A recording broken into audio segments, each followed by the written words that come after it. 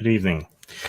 Yes, we're back to our Machinations of the Space Princess campaign in the loosest sense of the word, in part to promote the new website for Machinations of the Space Princess, motsp.com, which will have a zine and has the adventure notes from the sessions that we've played and all the MOTSP books. So I would encourage you to go and buy your Machinations of the Space Princess stuff there. Machinations is an OSR adjacent science fiction role-playing game, largely based around the kind of stuff that you'd see in sleazy, cheap 80s exploitation sci-fi movies and in things like Metal Hurlant and, well, heavy metal as it's known in the West. When last we left our intrepid crew of half-wits, genocidal toasters, and other miscreants, they had raided a tomb on an ancient tomb world and had recovered the data that they had been charged to collect from within. Oh, bit of fluff caught in my glasses. And they were on their way out when a second salvage crew arrived. And rather than talk to them or do much of anything with them, the large alien cat that was part of the crew, but we'll have to write him out for the time being, chose immediately to attack them. So as we drop back in, our guys are inside the tomb. The other salvage crew are in the way of them and the exit. And the large alien cat has just pounced on one of the other salvagers, and they have gotten into a scrumming melee and fallen off a walkway because no ancient alien species bothers with balustrades or guardrails or anything like that. So that is where we will pick up with people rolling initiative. All right, so ladles and jelly spoons, please roll your initiative and keep it in your head until I ask you for it, please. Remind me what I'm rolling for this, because my character sheet is lacking it. D20 plus base attack bonus plus is it Dex and Wisdom? Let me check. One sec. I know, I should know my own rules. That's why you write them down. Yeah. And there's a lot of game systems in this noggin.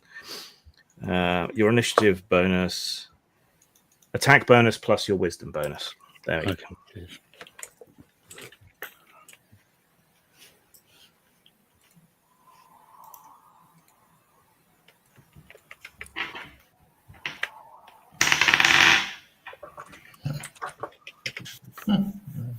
Nick's Stardust is in the back, apparently.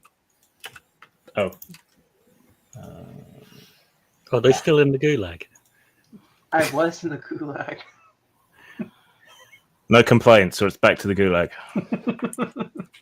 Double gulag for you. I don't think I bought myself a weapon. You probably didn't. You just toast people. Yeah. Whose fault is that? Yeah, I am a weapon. You're toast.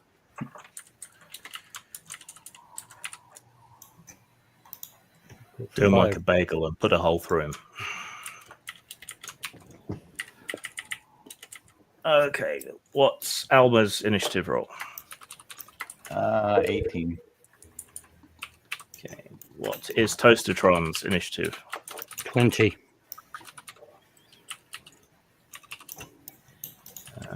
What is Jim's initiative? 13. What is Flog's initiative? 14. And I have a critter, yeah. and its initiative is 12.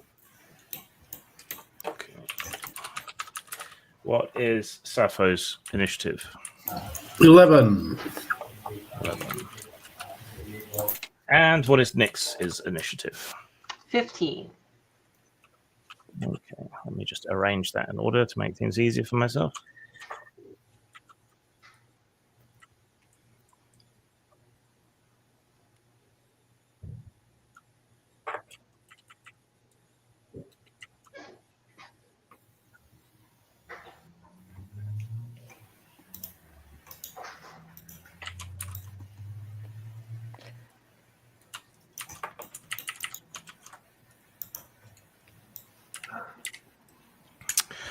All right, so to reset the scene for you, you've just exited the main tomb, carrying the data crystal with you. When all of this kicks off, this other disreputable-looking crew, they look at least as disreputable as you do, came in, challenged you over the tomb, and then your cat friend leapt on one of them and dragged him over the edge and down into a gully that runs around the entrance chamber. There's not really a lot of cover. There's a bunch of old, desiccated, fossilized trees in ancient pots. That's about the only cover. And that forms a sort of loose avenue up towards the entrance where the doors stand open, and beyond a slight force field, which keeps the atmosphere in. You can see the space beyond your landed ship, and they've got a couple of landed salvage cutters out there as well. Toastertron, you get highest initiative. What do you want to do? So they're all sort of lined up in front of me in a They're in corridor type thing. they're in a loose skirmish line across the entrance. There's a big six-armed frog-looking guy wielding a rather dangerous-looking techno axe. There is a muscular red alien, vaguely humanoid, but with digitigrade legs, an enormous maw of teeth, and wielding some sort of chain saber ripping sword of some description. You think it's a repurposed salvage tool. There is an insectoid creature with an elegant pistol in one of its claws. There is a thin, drawn, very tired-looking human with an antique pistol. And there's a pair of little crystalline, dwarvy-type creatures, which are kind of holding themselves together, kind of on top of each other, separate entities, but moving as one. Are there any that are stood close enough together that I could hit more than one of them with fire breathing? If you can get close enough to them, yes. But they're out towards the entrance, and you're back in at the tomb door, so it would take a while to reach them. Probably about 2 turns of movement. Okay, so they're not within 5 meters. No. Oh, okay. Well, I will do nothing and hang back because there's not really much I can do at the moment. Okay. Do you want to take cover or? Probably should. Yeah. Can I just go back in the room? Yeah, you can duck back in the room. Okay. Okay. So you have complete cover if you want it, or hard cover if you want to peek around to keep an eye on what's going on.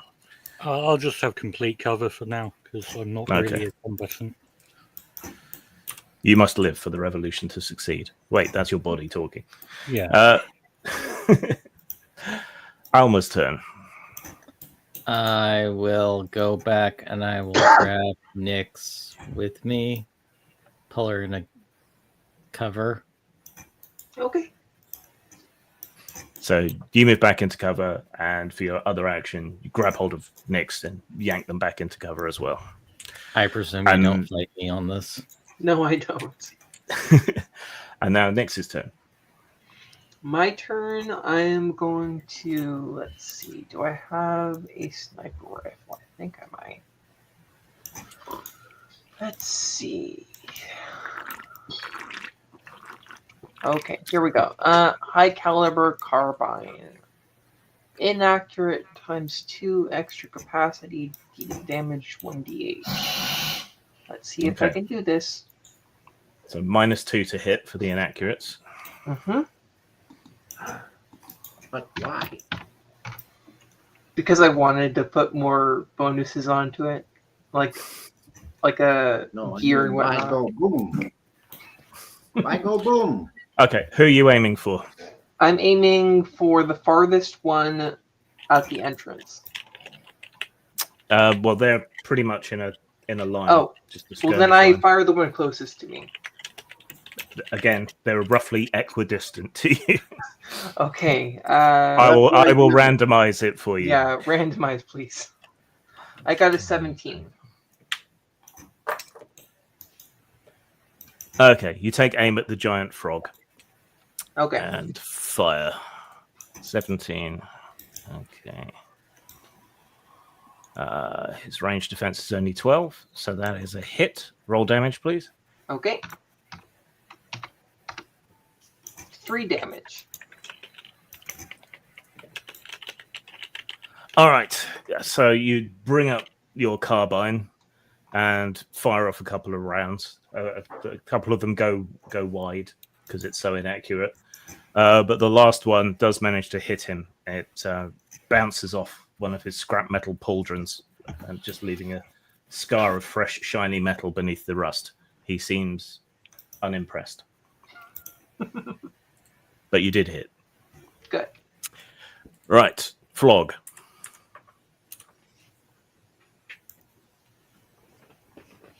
No, wait.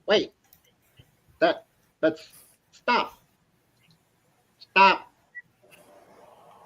Okay, so I am going to I can't yet.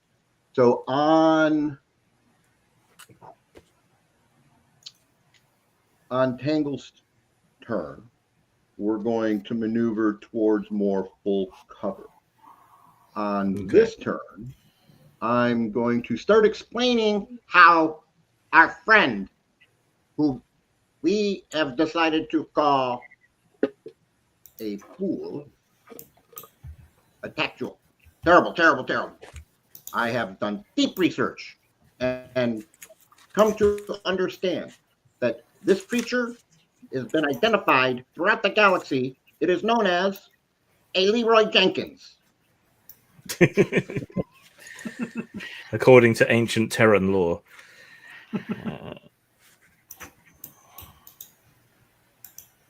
Actually, it predates Terran law. It's actually from one of the other human cultures, and somehow it got connected to Terrans for some unfortunate reason.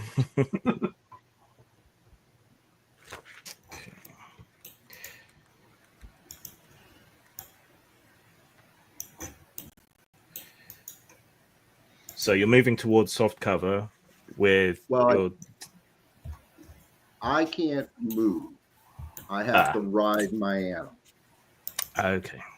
I could fly away, but even that's not that impressive of a speed. Okay, roll a d20 and add your social reaction bonus. Oh, yeah. Awesome. That's like negative something. You never know. I know you don't. That's why I'm going to roll. Where'd that number go? Social. There we. Oh yeah, awesome. -4. -6. No, -2. Okay. So you call out entirely reasonably in your squeaky little alien voice over the open comms channel. If anything, it seems to enrage them more. I also communicate by releasing various smells, so that may have affected things. Well, the translator, probably handled that as best it could. All right, Jim. Well, I had a plan, but it was our cat invisible when he did what he did. Was he using his? He was until he attacked. Then he became visible, and him and the other scavenger toppled over the side. Okay, well that ruins that plan. No, okay, his name is Leroy Jenkins. He's not a cat. Just trying to lie my way out of this, but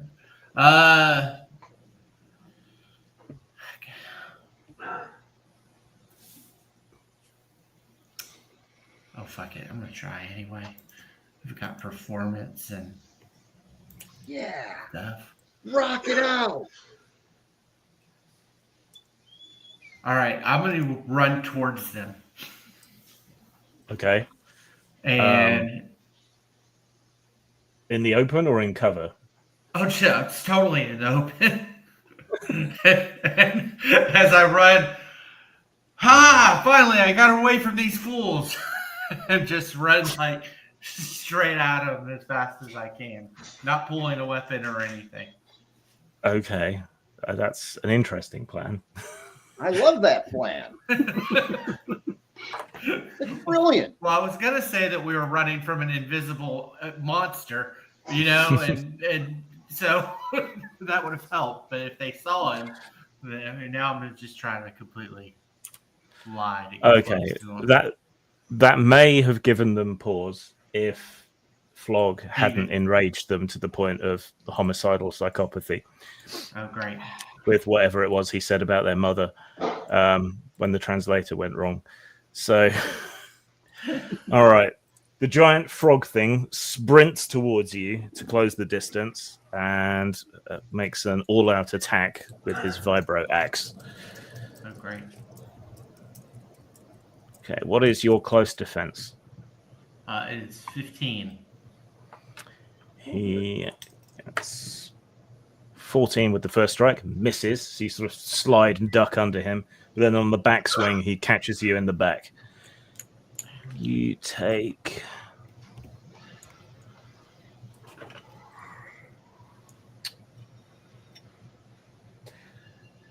8 points of slashing damage to your back, minus your armor. Oh, great. Medium armor.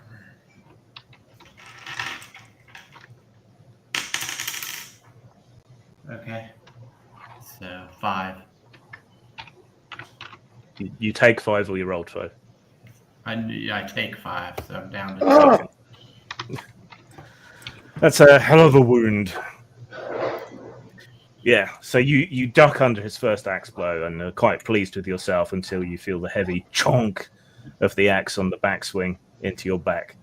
Assuming, not without cause, that you must be dead after such a heavy blow, he carries on charging towards the others with his axe, bellowing like a bullfrog, his cheeks inflating to like 10 times their normal size. Right, now it is Flog's critter. Okay. Flog's critter is going to now make as safe a beeline towards Jim as possible. Okay. So he darts off to the side of the room and gallops along using the fossilized trees for cover. So you have soft cover. You're level with him, but I doubt your critter knows how to use first aid. No, what he's going to do instead is pop his defensive cloud. Okay. What's he called again? He's called Tangle, and his defensive cloud, once a day he releases a cloud of spermatozoa into the air. Great. Okay. All right. Yeah. So Tangle gallops along the side past the fossilized trees, sort of skids to a halt, the same sort of level as Jim, and then it gives a sound both like a fart and orgasmic in the same instance, and is surrounded by a pearlescent cloud of tiny spermatozoa, which begin to drift out and slowly settle. Spermatozoa. Yep. Okay. Sappho. All right. Time to assess the situation.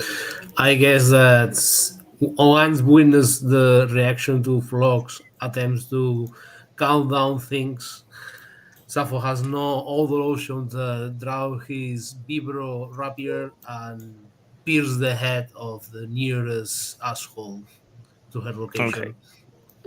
Yeah, so the big frog guy with the 6 arms and the axe is the closest one. Because he's charged towards you, you can reach him. So you run to meet him and then jab out with your vibro saber. So make a close attack, please. So D20 plus your close attack total. Okay. All right. And it's a 4. Damn it. All right. You jab out. It does hit him, but all it does is pierce one of his inflated cheeks, which does him no damage, but a big empty sack of skin is now flopping on one side of his face. Real quick, How Jim. humiliating. Charming. Tango actually has 2 actions a turn. Yeah. So he has extra limbs. So with that extra limbs, he's going to pick up Jim. Okay. So, yeah, he lashes out with his longest tentacles, wraps them around Jim, and draws him back like a yo-yo being returned to the hand. Okay. The insect creature moves behind the cover of one of the fossilized trees and attempts to shoot Flog. But Flog is behind cover. So what is Flog's range defense with a bonus of +2? 16. Okay.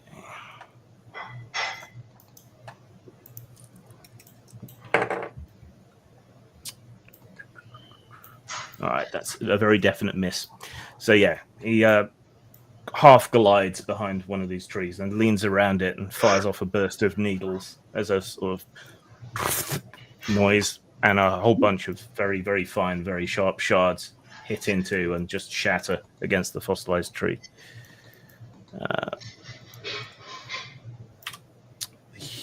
The human in the spacesuit moves behind the opposite column of trees and takes a pot shot at Nyx.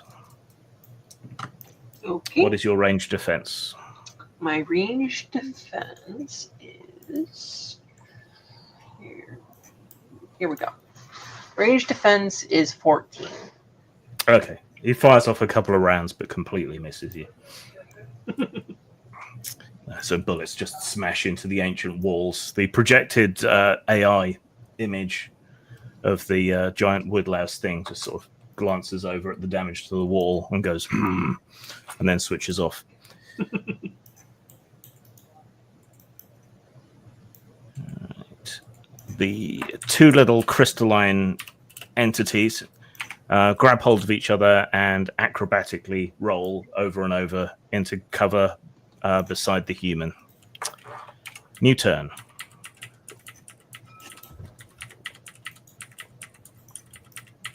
Toastertron. Would I have any idea which of them looks most in charge? You think the frog looks most in charge? Okay. Can I send a psychic message to it in the most computer-generated voice I'm capable of making as a computer-generated voice? Your ship is under attack. Return to your ship. Yes. Hoping that they have some sort of warning system on their ship that might. So you might think it is. Okay.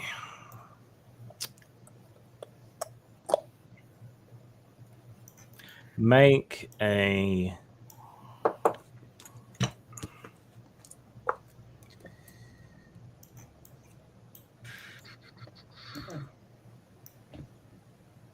charm save.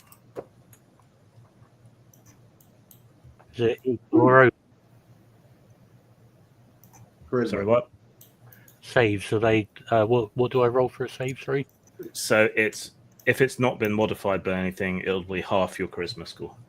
Yeah, it's 9. So am I rolling a d20 for that? D20, 9 or under. 9 or under.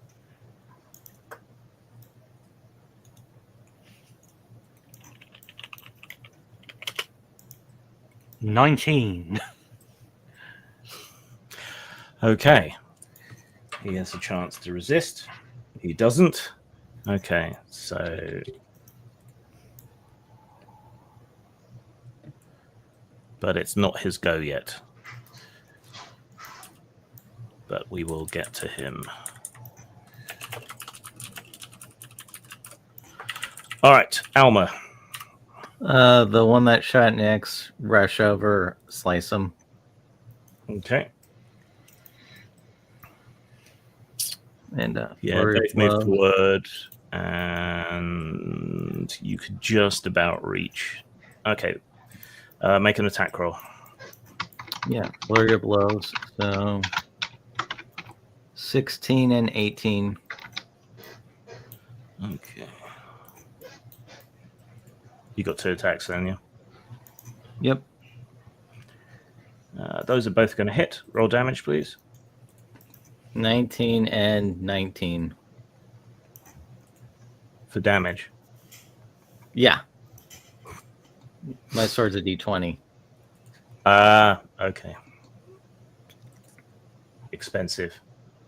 And probably has some drawbacks at that level. Okay. Well, it is a two-hander. Yeah.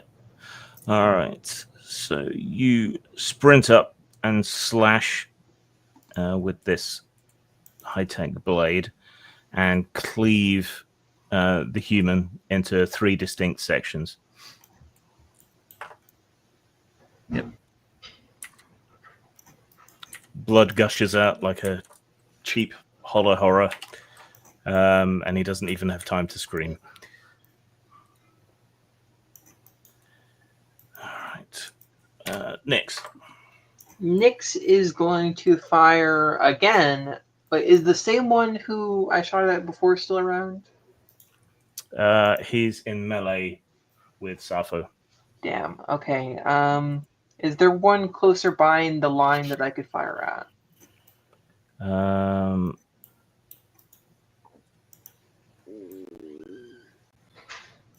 The big red guy is moving up as well behind the frog. So Okay, he's I'll fire probably- at him.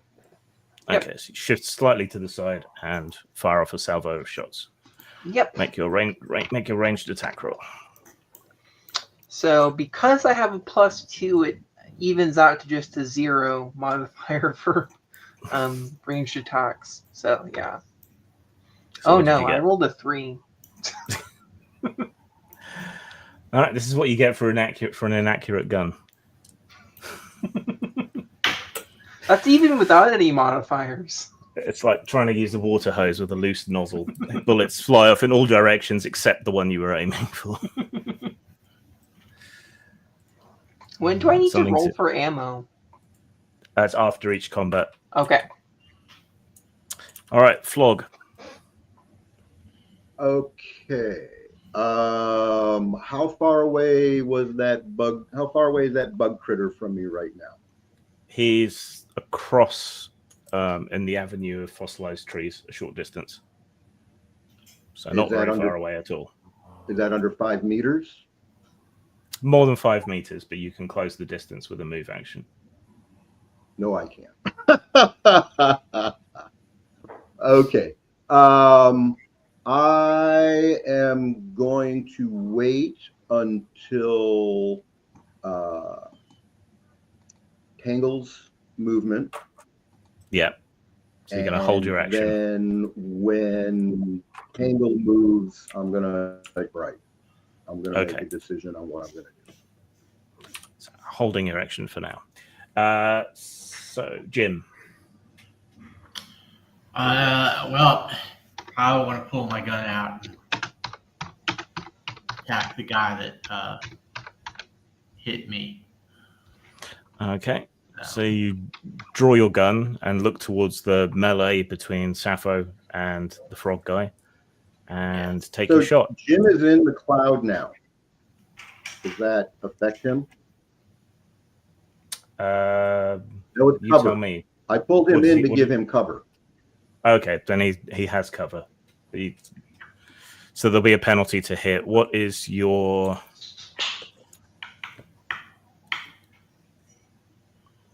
sneak attack skill level? Sneak attack. For Jim? Yep. I have a 1 in it. Okay. So -2 for the cover, +1 for the sneak attack. So you got -1 penalty to hit. I've got a +1 for ranged attack. So Okay. it's just 0. So 0 down. Yep. Okay. 18 on the die. Well, that's definitely a hit. Roll damage. And I have my gun has armor defeating 1 die. Okay, so that'll reduce his armor by 1 level. Okay. Okay. So roll your damage and add 1 to the damage total. Well, I have a +3 on range damage too. Yeah. So So add that 5. as well. So 5. 5 damage. Right. And his armor is reduced. So that's 2.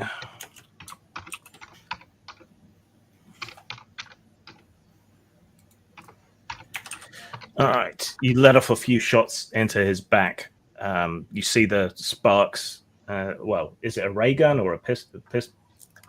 I have a slug high throw caliber pistol? pistol. Yeah. Okay. Yeah, so you see it smash into the armor and salvage equipment on his back, breaking a bunch of it. You hear him grunt in pain, but it doesn't seem to have taken him down yet. I wasn't sure about. I did grab a second one to use it in my offhand, but I wasn't positive about the. You had to pick a skill, didn't you, for 2? Yeah, otherwise you take a penalty. Extra action. Yeah. That's okay. Hang on a sec. Let me find it because it might come up.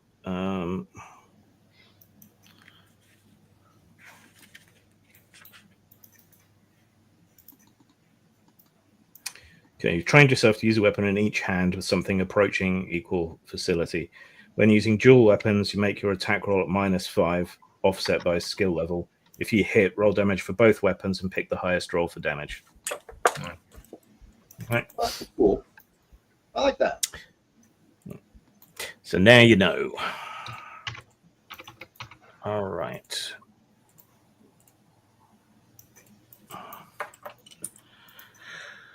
All right. The giant frog raises his axe and then raises one of his spare arms up to the side of his head where his communications array is.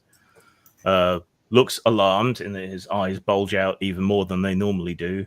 And he croaks out something, which in your translators comes out as, "The ship's under attack. There's more of them. Fall back." And he attempts to slowly break off the combat with Sappho. So he has basically taken a couple of meters step back while fighting defensively to disengage. All right. And now it is Tangle and Flog's held actions. Okay. Wow. So at this point, they're disengaging. There's one of them sliced into pieces. Yes. Three I'm gonna go look at separate that. chunks, all of them looking equally surprised. Correct. Okay, so you bring Did me Tangle and over to Tangle? the 3. Yeah, we let I mean, we just kind of, oh, what the hell? Look at that, and go over and look at it. Is Tangle herbivorous or carnivorous or both? Yes. Okay. He slurps one of the carved off legs into his mouth parts and starts making happy crunching noises. Excellent. Oh, interesting. Do I observe anything of interest on the body?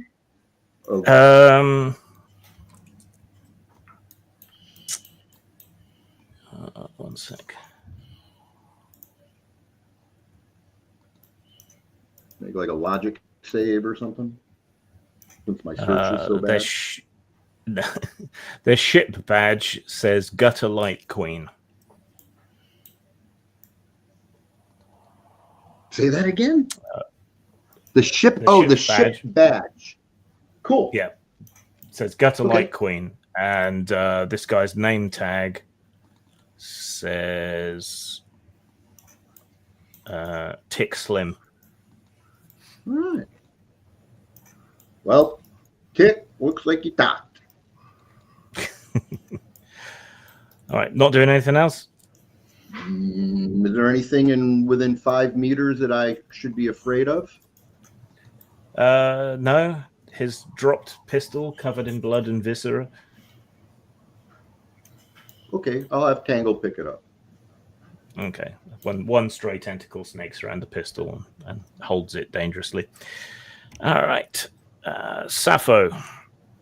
The big frog guy has backed off with his big, loose, flappy cheek. All right, then Sappho draws her elegant, well-looking laser pistol and shoots him in the back as the dog withdraws from the combat. Okay.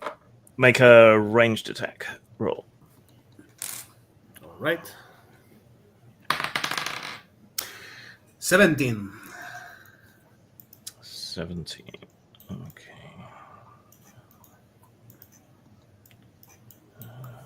And let me check the damage laser gun does. Yeah, that's a hit.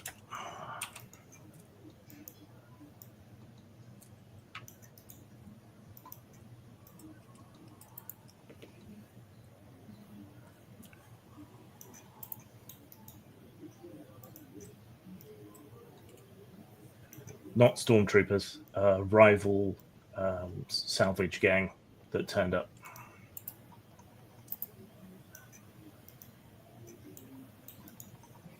Did you find the damage? Yeah, as Solvi martial energy weapon, then is 1d6. Yep, if it's just a basic one, so roll a d6. And, well, 5. Okay. All right. The laser beam scribbles across his flesh. You can all smell slightly cooking frog, but most of it was deflected by his salvage suit. So he continues his slow retreat. Well, better look next time.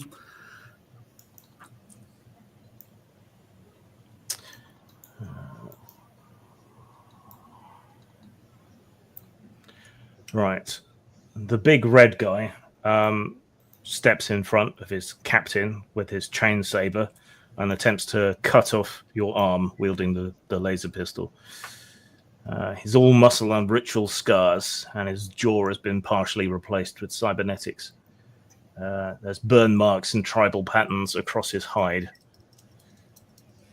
The chain saber has 2 sets of teeth that move in opposite directions, so that could be painful. All right, what is your close defense?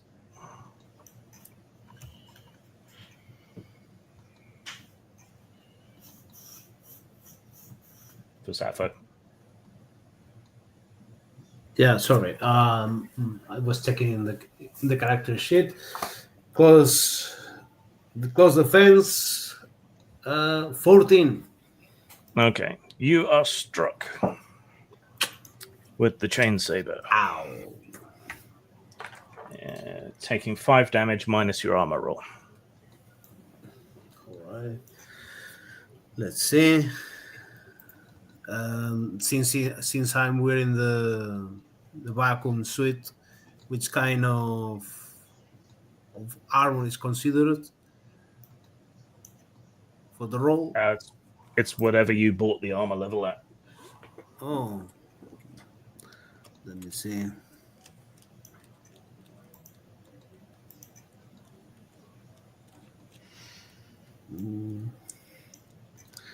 All right. Heavy then. It's 1d6. 4. Okay, you take 1 point of damage. Oh. So the double-edged chain blade hits into your van brace, scrapes off a whole bunch of the piping and all of that's attached to it, and grinds the metal beneath, but fails to really pierce the flesh. However, your muscles are bruised down to the bone from the heaviness of the strike. All right. The insect creature leaps up into the air. Two sets of delicate wings sprout out of its back and flip a flap with a sound like an outboard motor, and he sort of glides back towards the entrance, firing his needler at Flog again, who is no longer in cover. He rolls. Range defense is 14. Okay, he misses. Little wait. wonder, because he was leaping through the air. Right. Yeah. So another spray of needles dots the ground close by, shattering into powder. All right. The two little crystal beings double time it back out the entrance towards the salvage cutter. All right. New turn.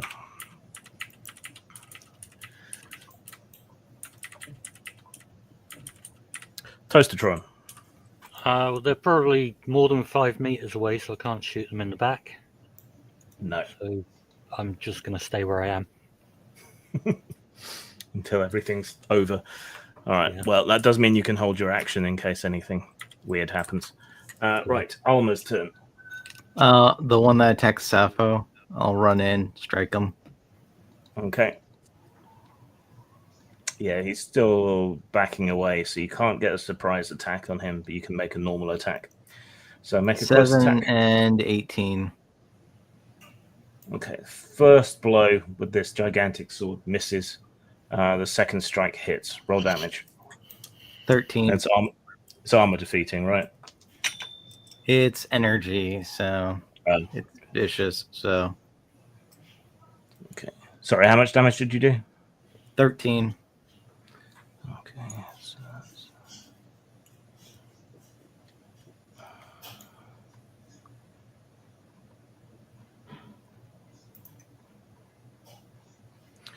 all right. So as he retreats behind his friend and starts making his way towards the exit, you come up, swing once, he ducks under it by sort of popping his head down into his chest cavity, and then you drive the point of the blade into his gut. It meets part of the armor that's been burned away by the laser fire and cleaves straight through him. Bilious yellow bodily fluids burst and gush out all down your hands from where you've stabbed him, and he slumps to the ground, apparently dead.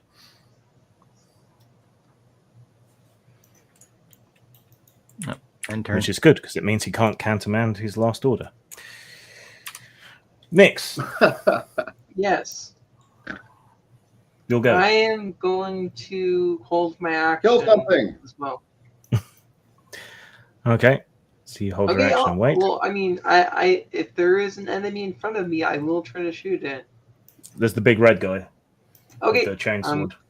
I'm going towards him next and shooting him. Okay. So you step in towards him, shooting. Make your ranged attack roll. 19.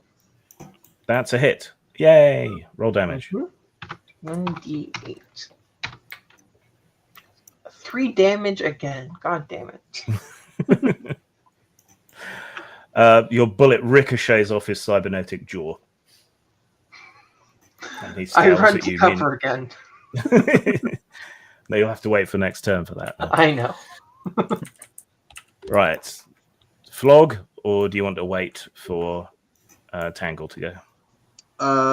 Okay, a Fantasia moment. Please set the scene for me. They're mostly in retreat, except for the big red guy who is close to Nyx and Sappho with a big chainsword. All the rest seem to be in retreat, heading out towards their ship. The human and the frog guy are now dead. And you guys are kind of scattered around part of the room.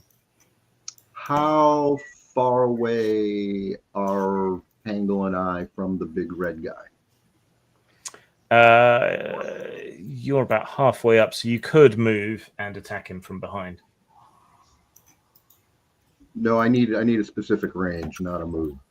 Am I within 5 meters? You're not within 5 meters, no. More like 10. Okay. So then what I'm going to do is wait till Tangle and probably move towards the big red guy. Okay. So holding your action for now. All right, Jim. I will try to help them out with the big red guy and take a shot at him. Okay, go for it. Oh, natural 20. Okay.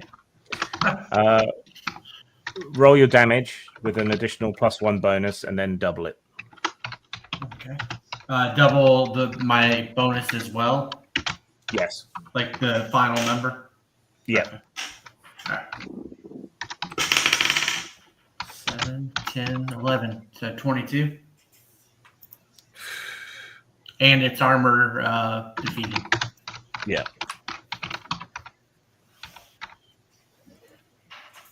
What kind of weapon was that again? It's the heavy pistol, wasn't it? Yeah. Heavy caliber pistol. Okay. So Nix's shot ricochets off his jaw, and he turns angrily towards Nix and roars, like showing several rows of teeth, like a shark. Raises his chainsword above his head, and then is shot through the face from behind. So the exit wound, most of his face comes off and hits Nix in a shower of gore. You can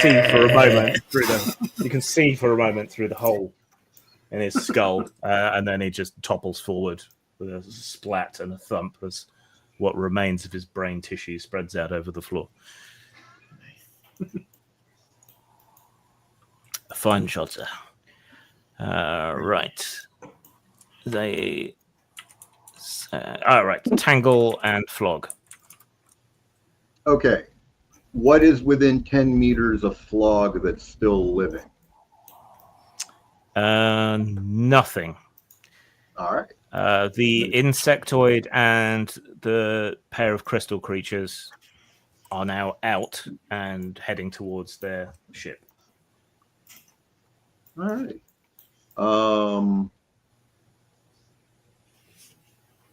I'm done.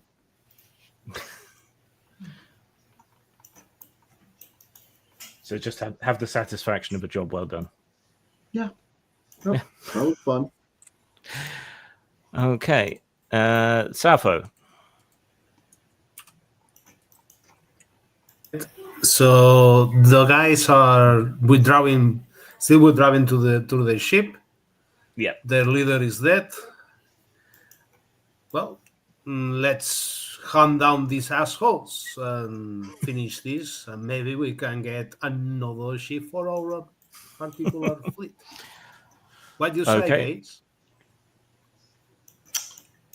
I'm fine with chasing them down. All right. Well, and with this, Sappho aims his gun to the nearest, most visible target of the White Dragon fools. Okay. So you move up. It's going to be quite long range because you're only using a pistol. So let me just check the ranges on those.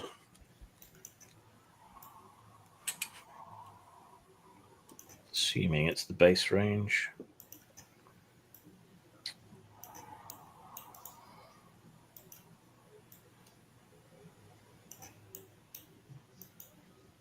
Okay, -6 to your ranged attack roll.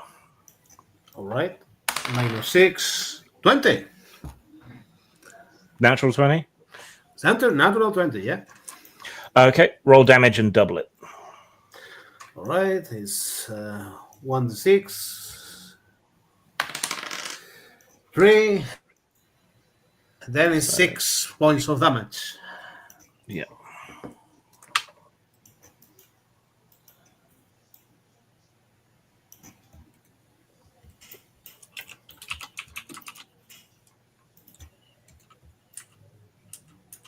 All right, you manage to. It's a hell of a shot at this range, but you do manage to land a hit, a glancing blow on the creature's shoulder that burns a neat little hole through one of its wings. It falters slightly, but carries on running towards the ship. Right. So for its go, it sprints up to their salvage cutter and hits the airlock open. So, and then sort of waits for it to grind open. And then the two little crystal guys also sprinting. Yeah. The two little guys also charge up there and cower on the gangplank, trying to make as small a target as possible of themselves while the airlock cycles. All right. New turn. Toastertron. Is there anyone still in combat? People will probably continue to take pot shots at the salvage crew. But it looks safe to come out now. Yeah. Yeah, I'll come out and see what's going on. Pretend I was involved all along. There are several catastrophically killed bodies lying around here in various states of dismemberment. Yeah. I'll go up and kick one of them as though I was the one that killed it. All right, Alma. Alma will rush up at full speed at the retreating. Okay, so you sprint after them. From the distance you're at, you won't make it to them yet, but you exit the tomb through the force field and your vac suit seals shut again, and you sprint towards them. So the ship that they're boarding is...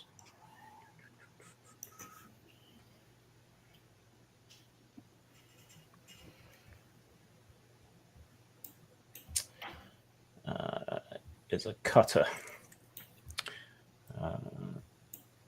The alien glyphs on the side, you think, say the Skell. It's a scarred little salvage cutter, all engine and power claws, built for board and strip work rather than beauty. Its hull bristles with laser torches, cranes, and grapnels.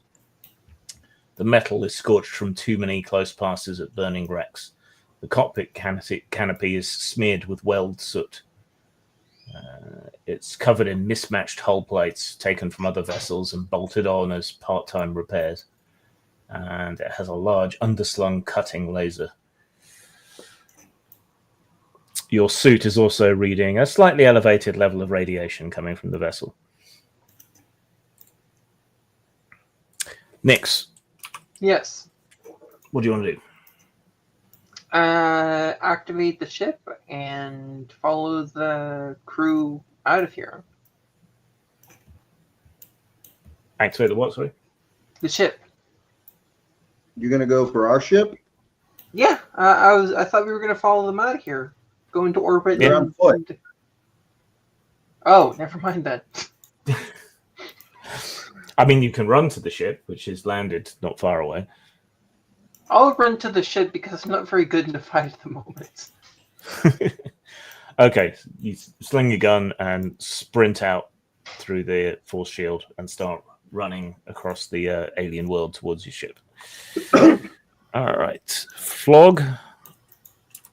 So I'm gonna take that gun that Pangle's holding, and I'm gonna toss it to Toastertron and give him a 3-eyed wink. All right. It is a generic product model 1.1 10mm pistol. It does 1d6 damage and is otherwise completely average in every regard. Okay, 1d6 damage, you say? Yeah. All right. Jim. I will charge at the retreating people, and if I'm in range, I'll try to pop a shot off at one of the little dwarf people. Okay. Yeah, so you move out through the force field level your pistol at them. It's an extreme range shot, but you might make it. Make a roll at -6. And then, but did +1, so -5. Yep. Okay. Probably not. That's gonna be a 6. No, that's a very definite miss. So your pistol goes off, a couple of heavy rounds smack into the side of the salvage cutter, but it is not impressed by hand gunfire. Tangle? Well, we're going to start investigating that big red body. Okay. He was a Vexelite, a sort of warrior race. Ritual scars, tribalistic culture that somehow achieved space travel, digitigrade legs, lots of teeth. He had, and it's still intact, a sort of cybernetic lower jaw replacement like Trapjaw from He-Man. And this chain saber Ooh, I thing. grab it. What is jaw? Yeah. Tangle picks the jaw. Yeah. The Okay, Tangle so a rips bunch the of jaw out. a bunch of tentacles wrap around the lower mandible and rip it free of the rest of what's left of the head. You have the jawbone of an asshole. Mm-hmm. Right. Safo.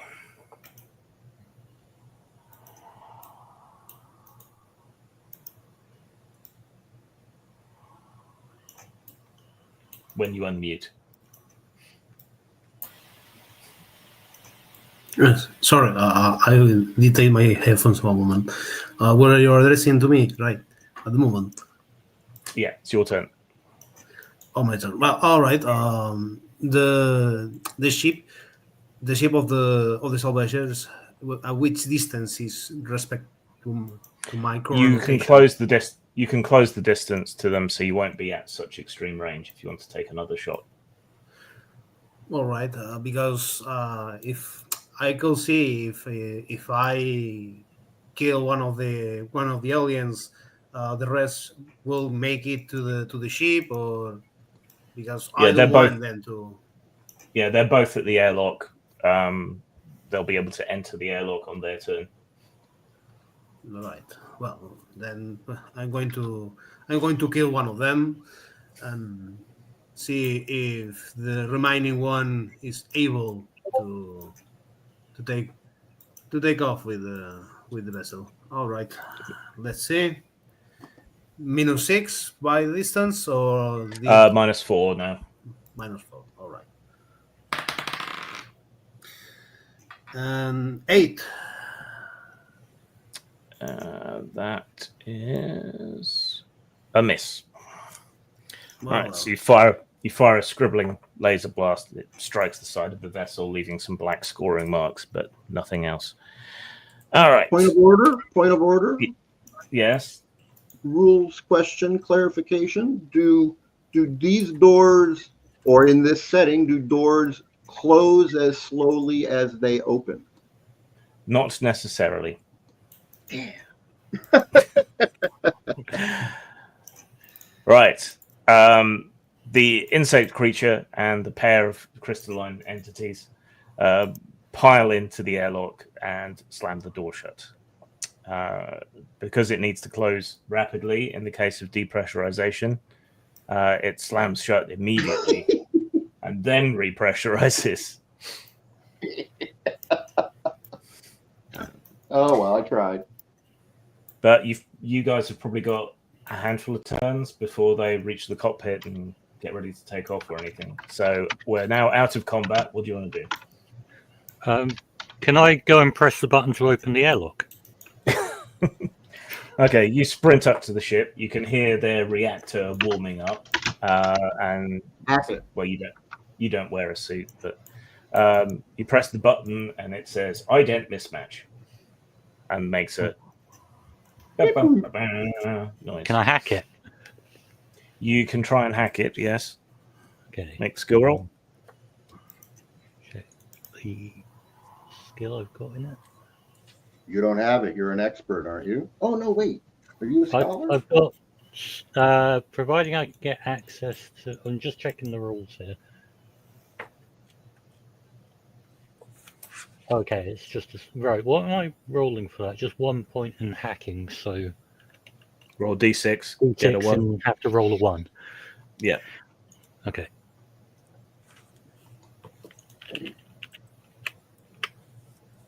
No, I got 6. And make a logic save.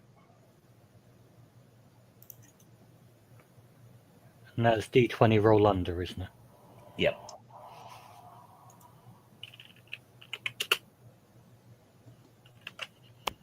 That's a fail. Okay. More red lights light up on the little interface panel, and it says enhanced security activated. And locks you out completely. There is no way you will be able to hack this. Can I shoot the button? Yes, got a gun. you can. So your second action, you bring up the pistol and fire it into the panel. The panel breaks, shatters. There's sparks of electricity, and if you had a nose, you would smell burning plastic and so on. Does it open?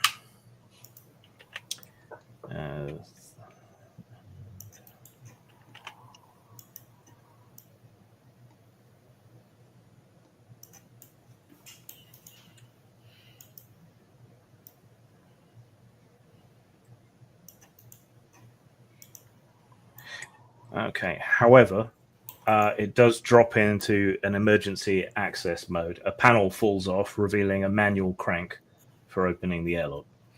This is what we call brute force hacking. Correct. But you've had your actions. Yeah, someone else will need to. All right. So continuing in just order on screen, just because we have quite a lot of players. So Alma, what do you want to do? What? I'll pull the lever, and then whatever gap forms, I'll just immediately, jump through. Okay, so you come up alongside Toastertron, grab the crank, and start pumping it to open the airlock. It's like millimeter at a time with every crank. Yep. And after a couple cranks, I literally just jump through the hole. It's big enough I can easily slip through. Okay. All right, so you slip inside their airlock. They're not in it, and there is an inner door to the airlock. Yeah, I'll hit the open button, and then basically just rush straight for the bridge. And Okay. I'll transform as I'm running to the red one, the last one we killed.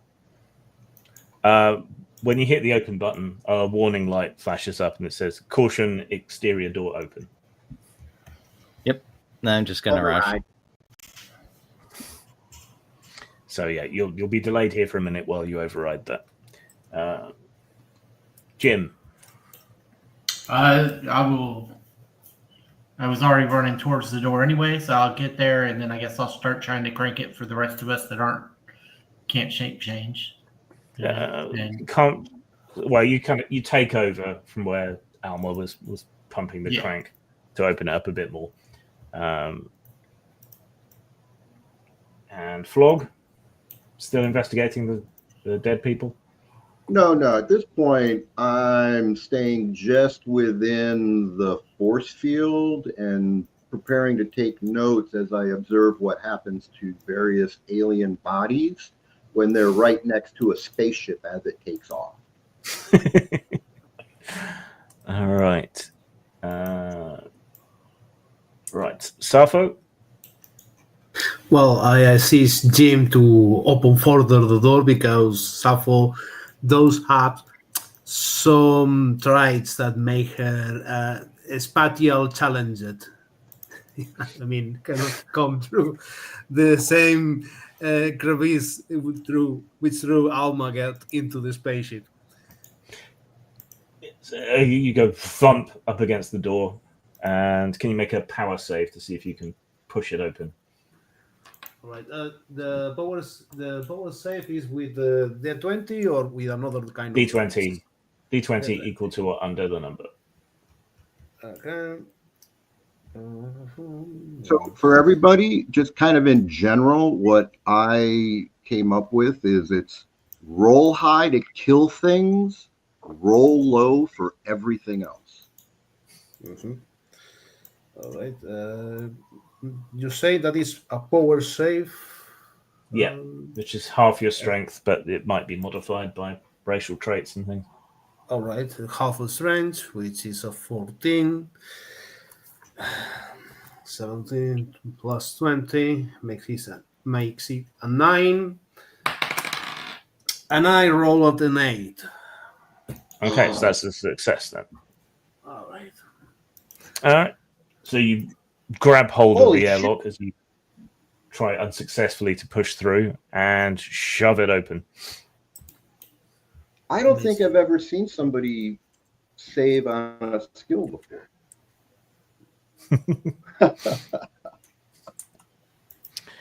Right.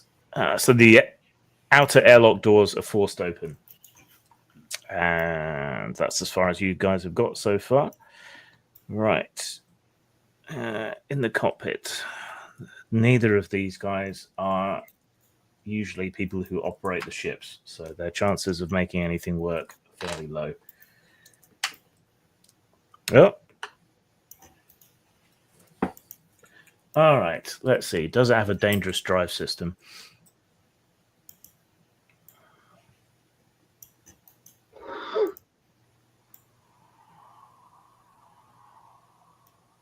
The skill is noted as having a leaky reactor. All right. You all feel a tingle as the anti-grav plates on the bottom of the ship switch on.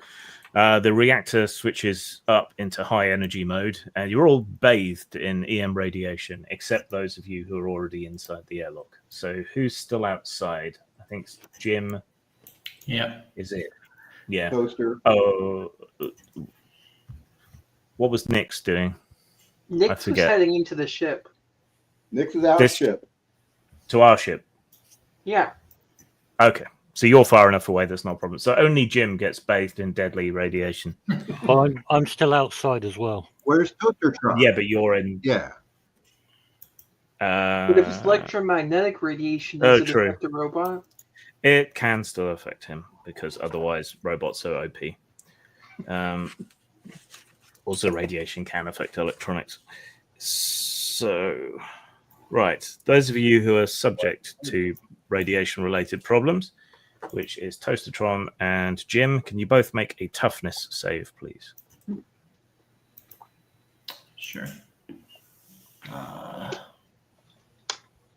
I mean, I can try, but my save is 6, so... Yeah. It's 30%. It's a good chance. Yeah, no, I failed. Okay. Yeah, I guess 7. You take 6 points of damage, Toastertron. I made it. I got a 5. Okay. You take half damage, so you take 2 points of radiation damage. Nope, that's still enough to put me down. Okay. Ooh, death. Yeah, I'm on Now, one. I do have a code. I don't know if it helps or not, but I have a code body. That means you can transfer to another machine, Yeah. doesn't it?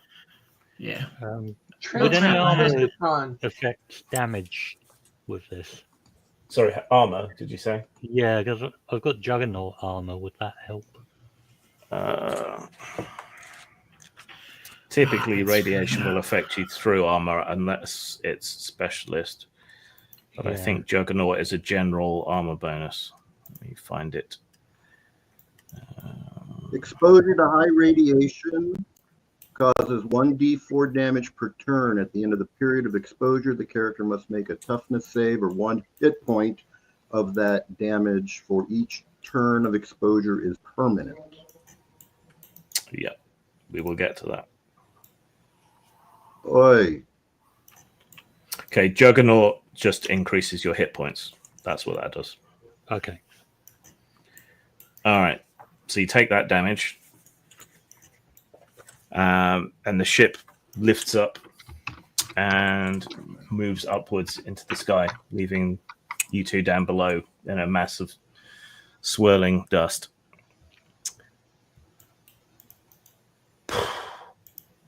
Can I grab hold of the airlock as it lifts off, or dive into it? I mean, I was stood next to. You were right there. Yeah. Hadn't had the opportunity to go into it.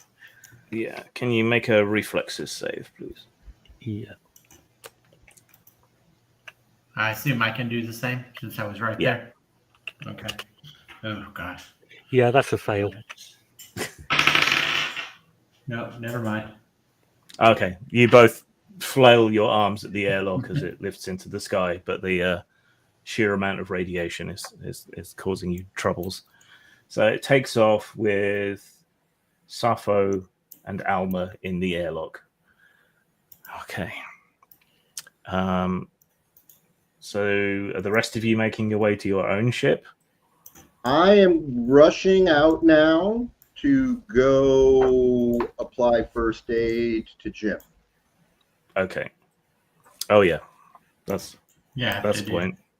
Sorry, you said you were at 0, so you couldn't have grabbed anyway because you're dying. Oh yeah, that's right. Minor point there. Sorry, I'm mad. I have an extra action and I haven't been using it the whole game.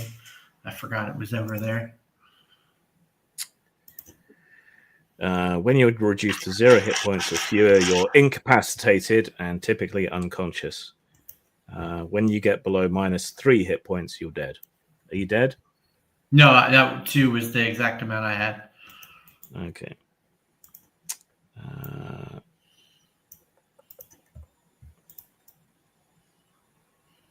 Right, and each turn you have to make a toughness save, or you lose another hit point until you die, or until someone stabilizes you.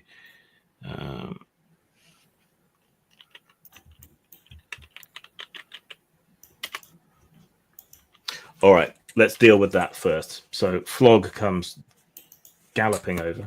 Ooh. Yes. Well, actually, Tangle comes galloping.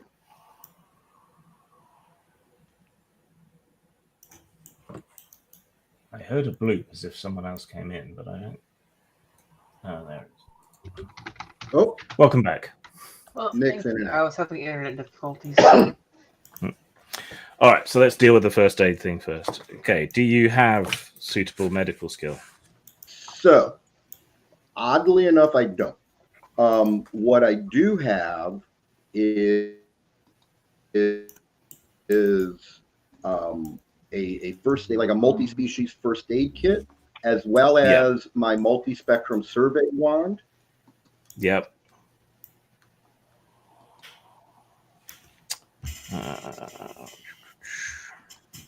Okay.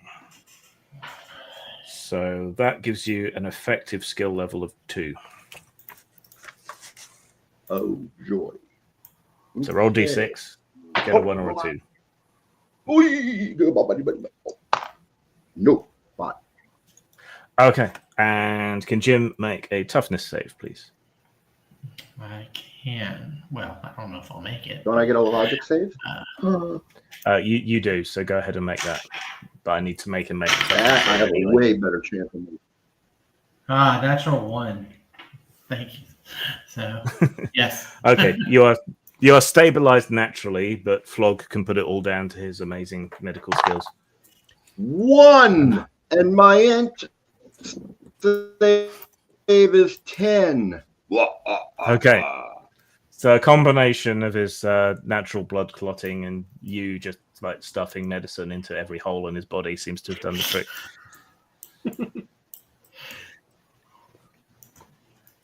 All right.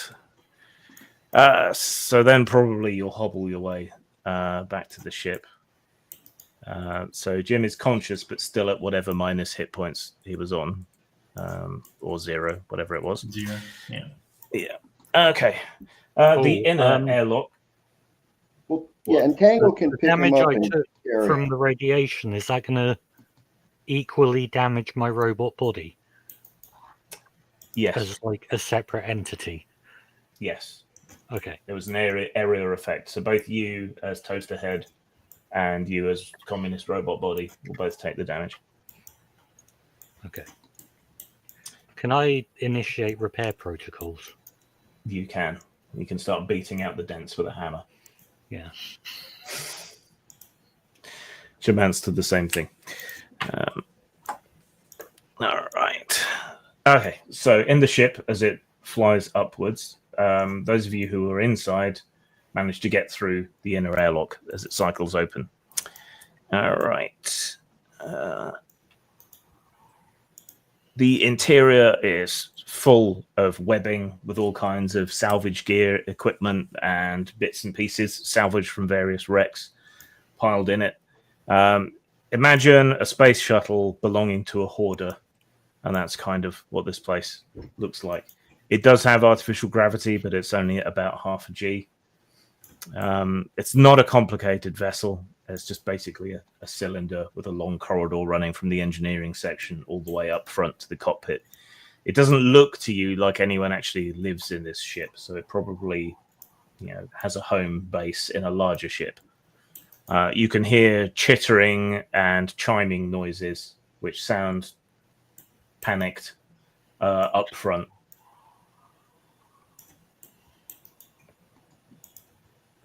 So what does Alma and Sappho want to do? I'll move forward disguised as the last one, the red-haired one that they didn't see die. Yeah. Right. I will try to communicate with the rest of my crew. If I do have any communication systems in my suit, is it the case or? Yes, there's a lot of interference, but yeah, what do you want to tell the others? Well, I want to explain the situation and what Alma and I are going to do, which is to sneak into the ship and take it over. Okay. So, well, since I don't have shape shifting abilities, I will have to resort to my somewhat mediocre stealth abilities. Okay. Well, you can hang back and wait to see how well Alma does. All right. All right. I will. Yeah. So Alma makes their way up to the front. Yeah, the giant insect and the two little crystal guys are here. Neither of them seems to particularly know what they're doing, but they're doing their damnedest to try and pilot the ship. That looks like it normally needs at least 3 crew to make it work. Yeah, I'll sneak up on them. What, do you want to sneak or do you want to use your disguise to bluff it through? I'll sneak. Okay, make a stealth roll. 2. That's a success. Okay. So they do not notice you creeping up from behind. And yeah, they're arguing with each other in their individual languages. I thought you took remedial piloting. No, I didn't take those classes. It's on your work record. Yeah, you pad your CV as well. We've got to get back to the Gatolite. And then I'll backstab. If one attack takes down one, then I'll go, make the second hit the other. Okay, go for it. What bonus do you get for sneak attack? So, do you have the full-on version of sneak attack or just the basic skill? Just basic. Okay, so you get +2 for attacking from the rear anyway, and you get your level in sneak attack as a bonus to hit and a bonus to damage. I don't have sneak attack. I just have stealth. So still okay, you always have sneak attack at 1, so you still get +3 to hit and +1 to the final damage. Oh, okay. Oh wow. Then 14 for first hit. And you said plus damage +3. Was +1 on top of whatever it was +3 to hit. Okay. 11 damage on the first one. Okay. That is enough to finish him. So the insect is in the middle of arguing with the crystalline entities when you spring up from behind and drive your blade through him, shattering his thorax. The two crystalline entities sort of clamp together, hugging each other in terror and emitting a high-pitched squeal as they strobe. And you can make your second attack to try and kill them. All right. 9 hit. No, a 9 does not hit. All right. Still good. Okay. Okay. Okay. Sappho, you also have surprise. You're hanging back a bit, but having your friend bloodily murdered in front of you will tend to slow down your initiative. What do you want to do? Well, I try to assist as the best I could, since I have been in the back. I guess that I don't have to roll for the steals. No, because stealth is now out the window. You can take a shot from back here and maybe hit the crystal creatures. All right, that is what I'm going to do. Okay. You draw your pistol and fire. All right, 17. That is a hit. Roll damage. All right, 5 points of damage. Okay. Right. The laser blast hits them, but because they're made of crystals, it sort of gets diffracted through them and sort of shines off in all directions, leaving small burns on the control surfaces. Oh, my goodness. They seem relatively unaffected. They draw their short blades and both leap on Alma. Close defense is 15. So Okay, they do not manage to land a blow. You hold them both off successfully, shoving them back into their seats, and then it's your go again. okay. 4 and 14. The 14 will hit. Does 5. 5 damage. Okay. You hit and knock a chip of crystal out of one of them.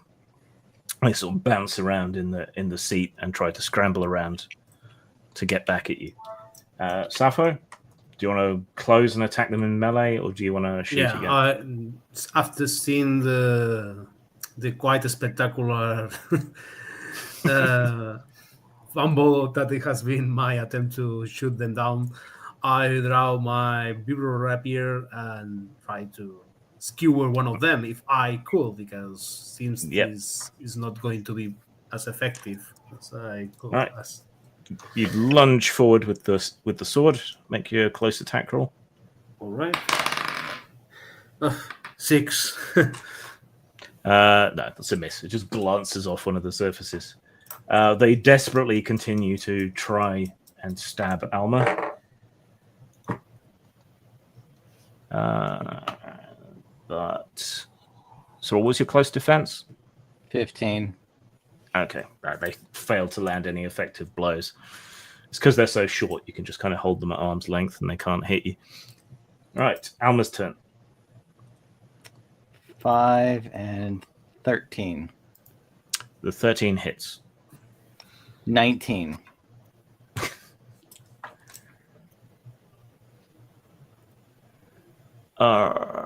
Right. You finally managed to land a telling blow. Cracks fissure through one of them, and the other one vibrates in harmonic sympathy with its twin, and then both of them shatter into pieces. That's cool. Nice job. Yep. And with them gone, we gotta figure out how to take over the ship now, because it's probably locked us off. I'm gonna look at the let me that to me.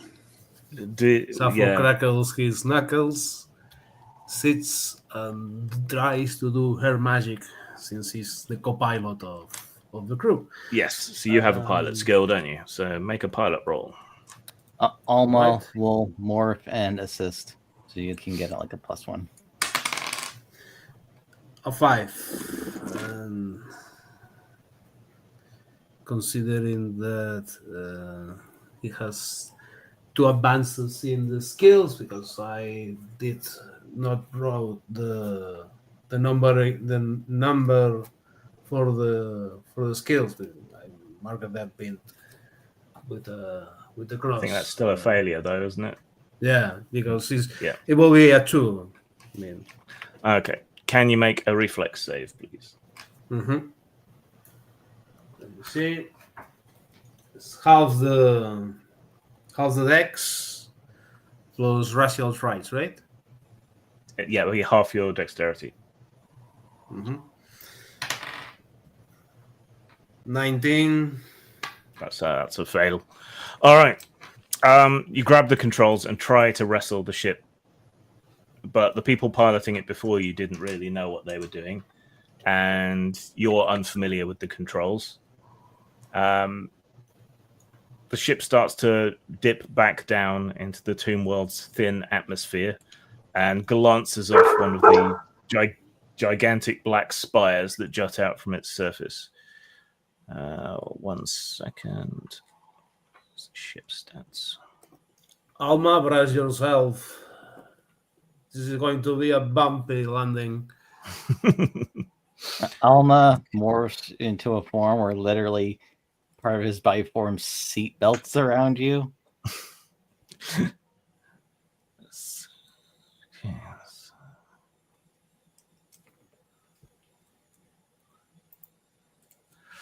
Okay. So, listing badly, the ship descends back into the thin atmosphere. There's a slight glow and halo around the front end of the vessel, and a couple of bits start to strip off it from the turbulence. And then you strike a glancing blow on one of these big stone spires. A whole sort of lift and manipulator arm thing off the side of the vessel scrapes off with a very worrying set of loud clanking noises. And a whole bunch of red lights light up on the readouts and start flashing. That doesn't seem like a good thing. Can you make another piloting roll to try and wrestle this thing under control? All right. 1. Okay. Now you've got it. And losing all that weight from scraping off all that salvage equipment seems to have helped the balance. You managed to bring the ship under control, pull it up, and take it completely out of the atmosphere. Right. Meanwhile, the others have made it to the hot take and piled on board. I assume you're going to take off and pursue the other vessel? That is correct. Seems like a good idea, yeah. Okay. So you follow their readout on your sensors. You managed to establish communications between the 2 crews, and you can latch onto this thing and bring it with you, though it is now quite heavily damaged. Yep. We will build a fleet just like in. Yeah, I was thinking the same thing earlier. How many hit points would I have healed by banging out dents during that time? Make You have a tinker tendency roll. to collect ships. Can always sell it. D6 for tinker, right? Yeah.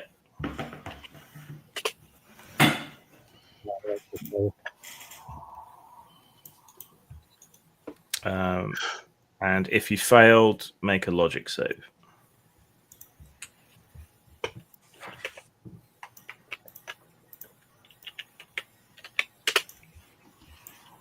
That's also a fail. Okay. You don't manage to fix yourself at all. Still this cheap communist gears and so on. All right. I was trying to hammer my head as well as probably not sensible. Let me just look at the natural healing rules. Yep. Meanwhile, we'll work on getting back into the ship, and then as soon as he sees Nyx, he'll give her a hug. I give Alma a hug begrudgingly.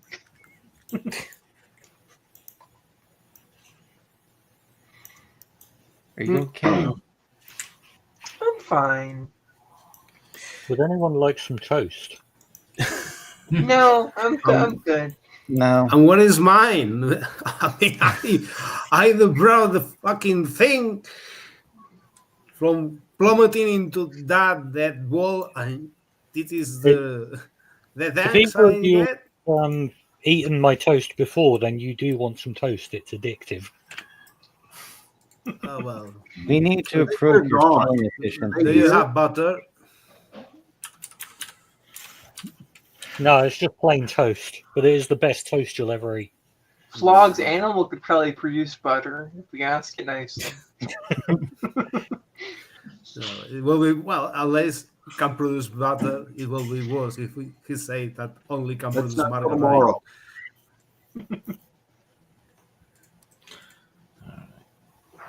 I think Flog and promised to write him a song in the future.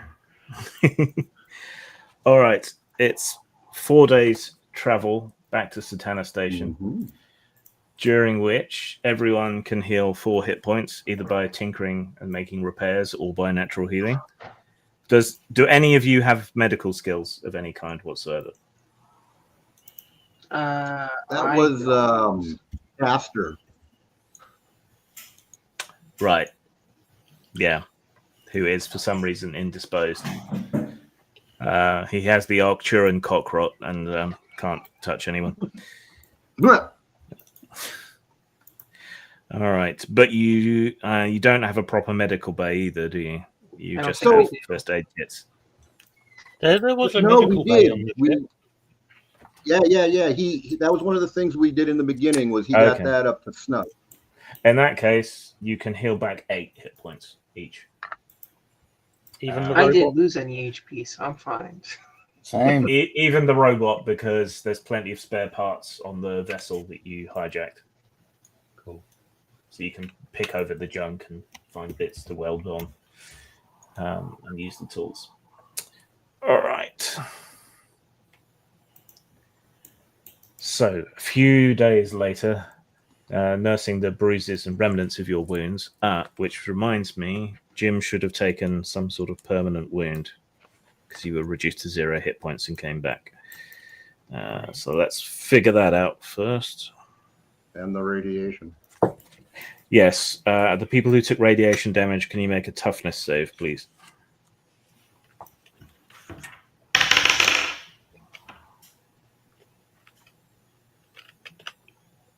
Damn, another natural one. I gotta remember this day. Success! Finally. Yay! You don't take permanent radiation damage. Okay. Did, While we're at Sakana Station, can I see if I can find a ship for 2,500? Another one? Platinum or less. So it's grams palladium. I keep saying platinum, but I'm wrong. Palladium. Yeah. Because, I'm just thinking if somebody else can pilot a one-man hopper as well. Well, you can make it remote control. It could be a drone for you. Well, I've got one I can sit in anyway, like R2-D2, I guess. Oh, right. Hold me on the back of it. Well, so the one that we just got, I mean, the dude we bought the ship from is a scrapper. Why don't we just take it to him and sell it for scrap? True. Well, why don't we have a fleet? Yeah. Do we really need a fleet? Like, one of the main reasons not to sell it for scrap is because we won't have that money next session. Yeah. Yeah. But you may decide that you want to. But see, we can spend it to upgrade the current ship or buy more stuff. We will figure that out in a minute. All right. Can I, Jim, roll a d20 for your permanent injury, please? Sure. 7. Okay. You will have lasting, nagging injuries from the axe blow to your back. Your constitution is reduced by 1. Okay. With all the attendant knock-on effects, if there are any. It's going to be a 13 now. So that's not going to change. Okay. Can he just go to a new body that is back up to normal? You will have to acquire said new body. Oh, I see. I didn't understand that part. All right. Tangentially, there is the possibility that whoever we contact might recognize the ship as part of his own private fleet. Scrap is scrap, man. Yeah, we need to file the serial numbers off this ship. Yeah. We need to file the serial numbers that they put on after they filed the serial numbers off. At least we figure it We out. need to change the to- IFF frequency that broadcasts every time we come into port. Yeah, let's and just also disable all figure that. it out for who or what these guys were working for. All right. You meet Grivovenko back in the bar, so diagonal screen wipe to a smoky, alcohol-soaked, to a grimy, alcohol-soaked, smoky bar. He sets off his privacy device again and leans forward. So you have it. Alma produces it. It's in a box. He's practically salivating as he opens it up and looks at it. Perfect.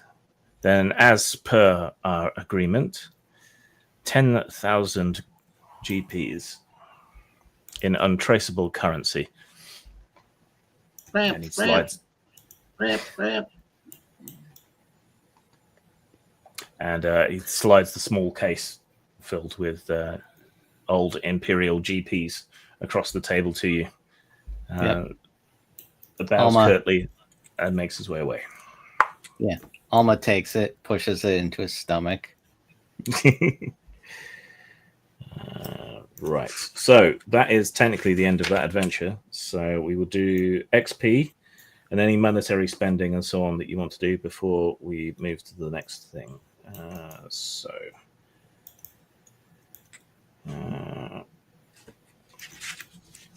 Where did I put the experience rules?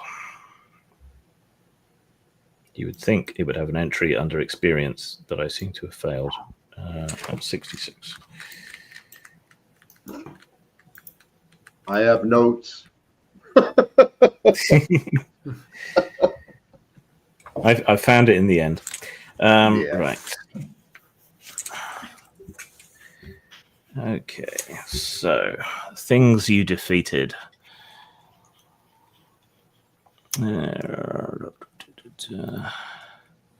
So it gave you experience last time. Yep. This time. We're at 175 total. Yeah.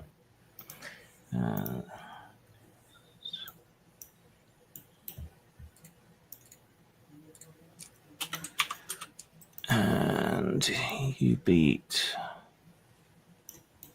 him. So that's that much.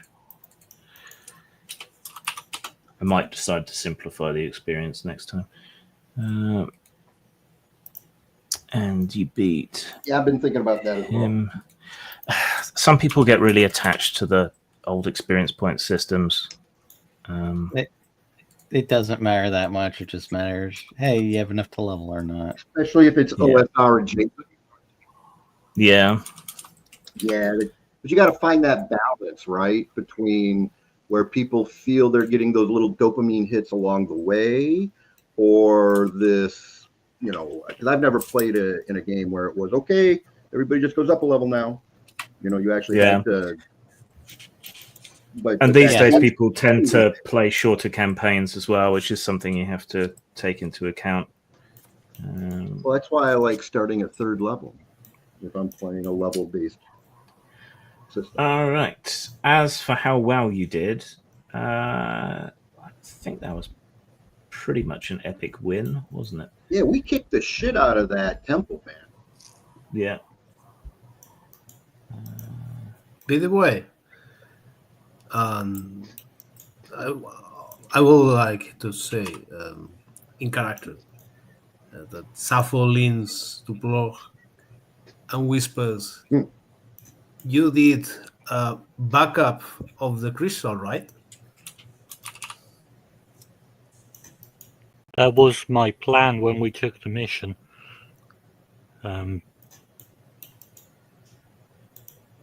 Yeah. Because Yeah, Only other thing I want to do is get a body for the AI that I took.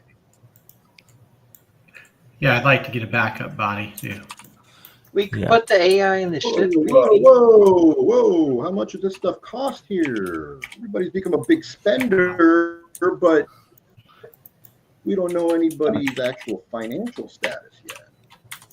I've I mean, the got only thing- 2,500 grams of palladium to blow on whatever. So I mean, the only thing Alma would want is something that has radiation protection. I'm not seeing that under the listing under the armors.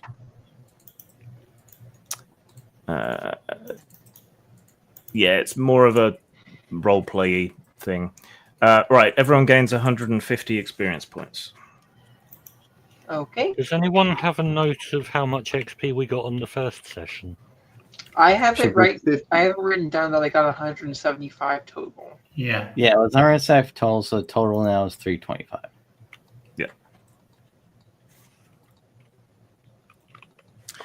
All right, and you got a reward of 10,000 GPs from Griv.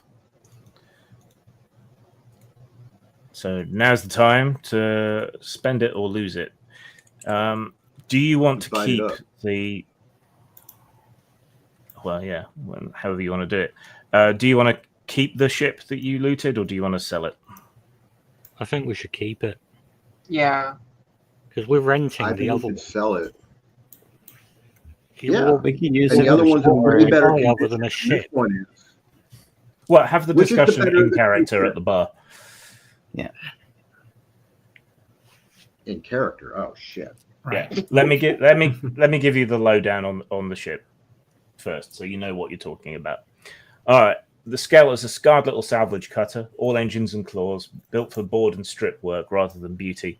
Its hull bristles with cutting torches, cranes, and grapnels. The metal's scorched from too many close passes at burning wrecks. The cockpit canopy is smeared with weld soot. The control boards are patched and repatched with mismatched plates. Its main cutting laser doubles as a weapon and a tool. And its jury-rigged reactor growls like an old predator that resents being leashed and also leaks a lot of radiation. It's a utility cutter optimized for board and strip work. It is scale 2 at the larger end of the fighter/hopper, so almost into scale 3. It has 2 hit dice and 9 hull points, of which 6 remain after crashing into a big stone tower. It has defense 10, armor 1d4, moderate speed. Cutting laser does 1d6 damage and has short orbital range, and can also be used to strip hull plating and cut access points. It halves the time taken to salvage when it's used as a salvage laser. It has grapnel launchers, which secure hulls for boarding and provide a mechanical +1 to opposed thruster or drive checks when you're attempting to hold or trail a derelict or grapple onto another ship while they break free. It is rigged for salvage with built-in cranes, cutting torches, and storage racks. So again, that works to halve times taken to salvage wrecks and property. It's a small internal bay, large enough to store a scale 1 skiff vehicle.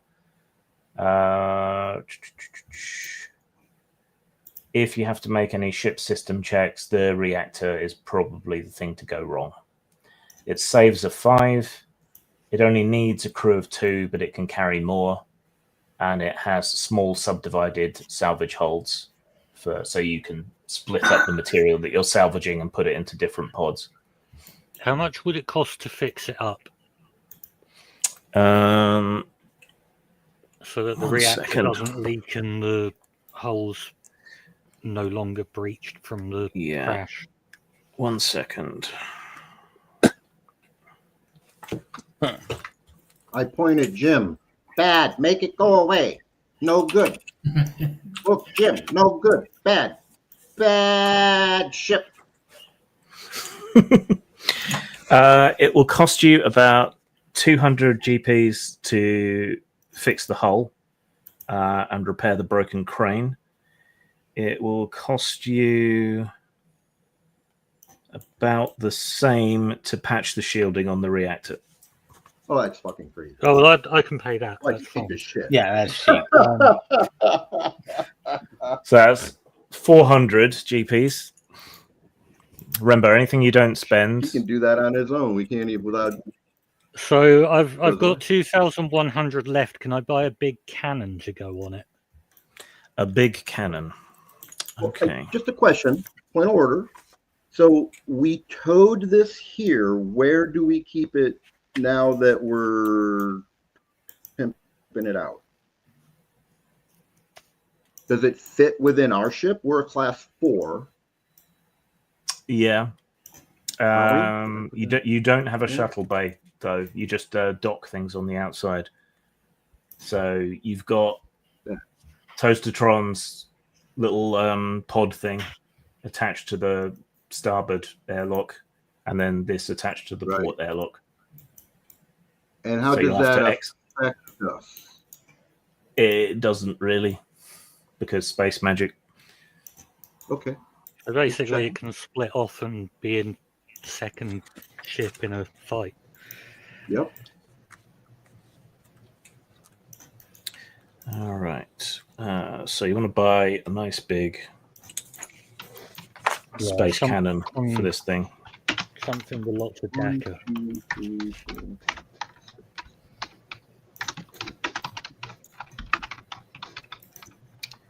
Okay. Let me look up the weapons.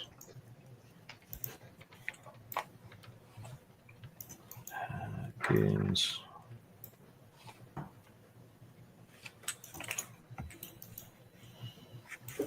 Plus, you have 1,600 from the reward.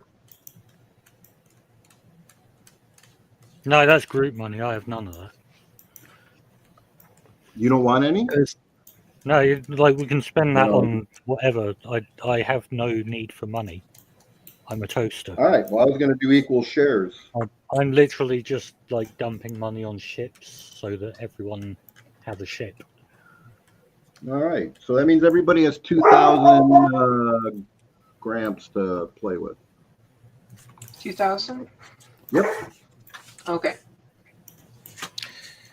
Okay, so a ranged weapon. Do you want a small close quarters defensive cannon? Civilian spec defensive weapon? Whatever I can spend 2,100 grams of palladium on. I'm just going to go to a merchant and be like, what does this buy me? What have you got? All right, well, let's see.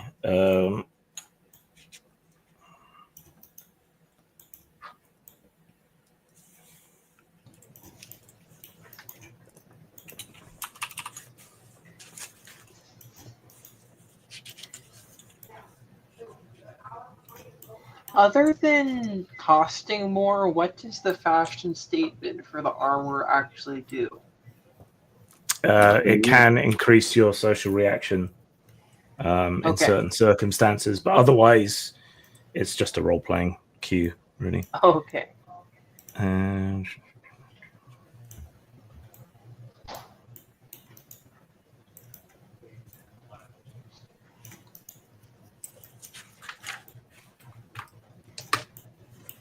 Let's see. Could maybe add life support to it.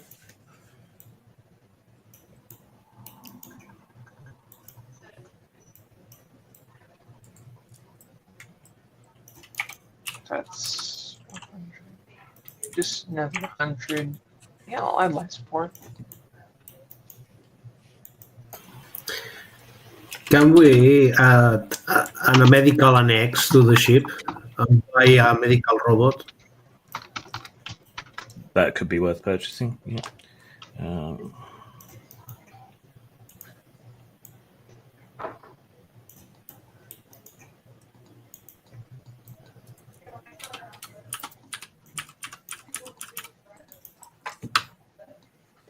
Yeah, I'll just spend on armor. Get me some speed plus jumping plus defense is up.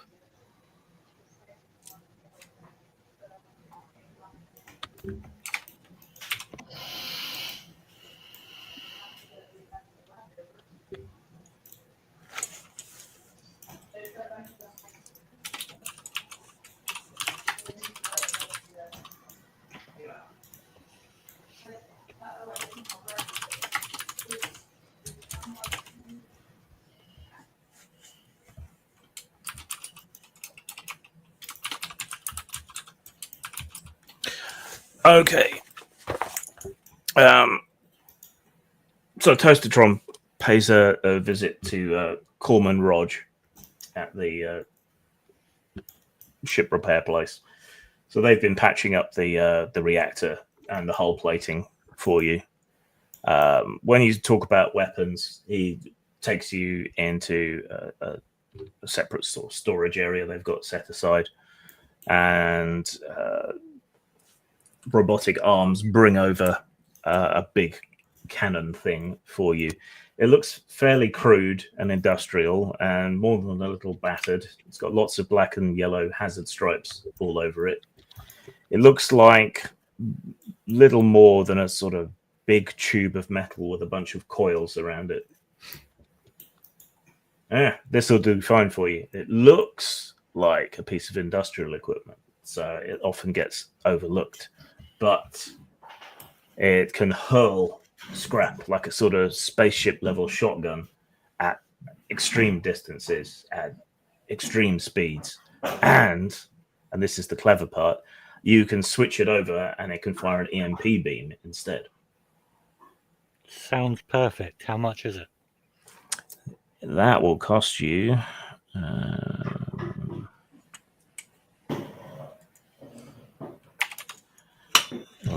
hang on. Including fitting.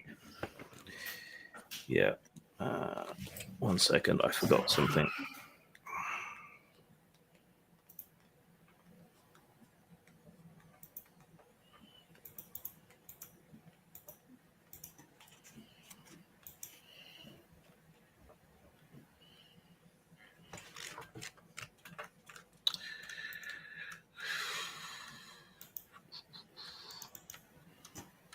There we go.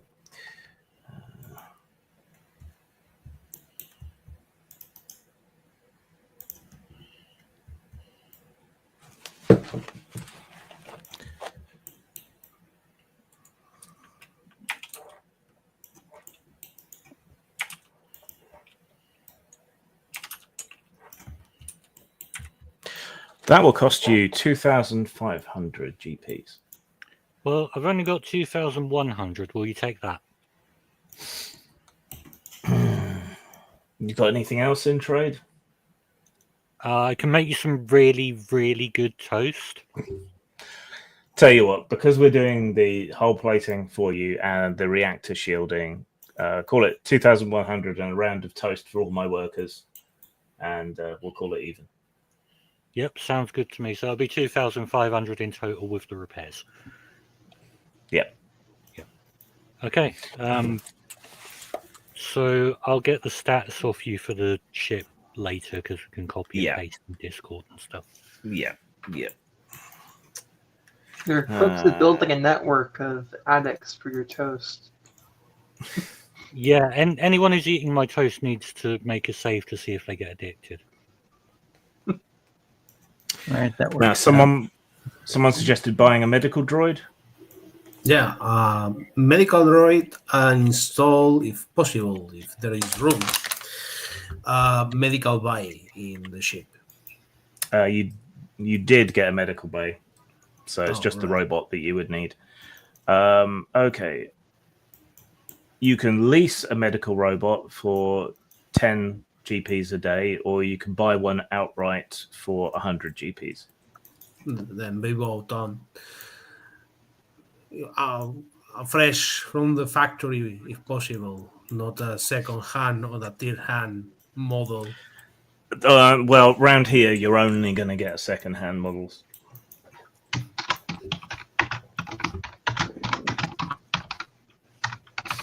We'll have individual medical droids for that for? These are extremely basic models. So they are nurses. They are not even surgeons. Well, they've got reasonable high medical skills. Defense 12, 1 hit dice, saves of 6, and the medical skill is at level 3. Oh, well, better than nothing then. Yeah. I will The purchase one robot of these dealer. models. The robot dealer takes you over to a pair of robots. One of them is a rather intimidating-looking cylinder with a bunch of robot arms with various manipulators and cutting implements on it. The other one is a softer, rounded, bright polished white, vaguely feminine-looking form.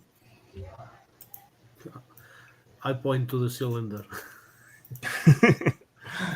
I want that Trundle. one. It trundles forward on its little tracks and boops at you, and then a voice comes out of its voice box. I am a fine choice, and my memory has been wiped, so do not worry. I am no longer responsible for all those atrocities. All right. Like you already. This always coming handy someone that has previous experience in torture. But, well, Torture, medicine. I mean, a torturer is just an anesthesiologist in reverse, after all, aren't they? What I tell people is, as a chef, I can break down a 200-pound hog in 30 minutes. What do you think I can do with a human body? Feed a family. All right. Well, that'll be 100.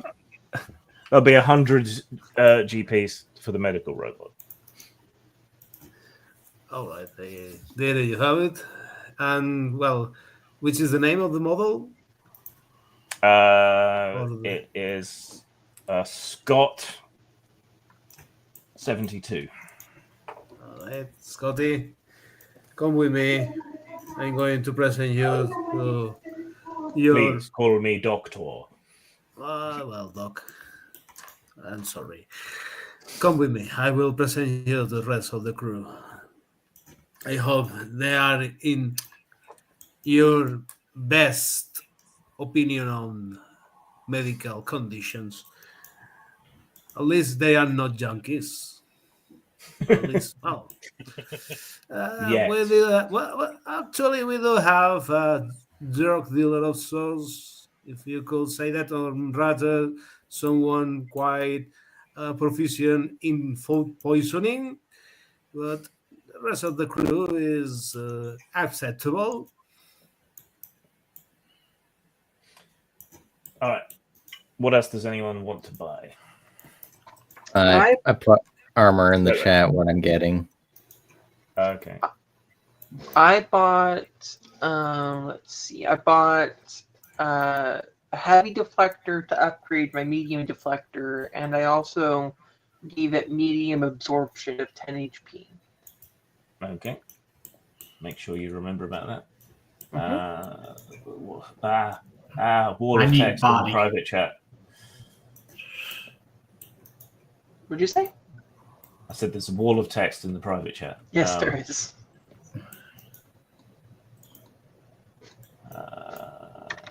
Okay. Yes, Alma, you can get that armor built, no problem.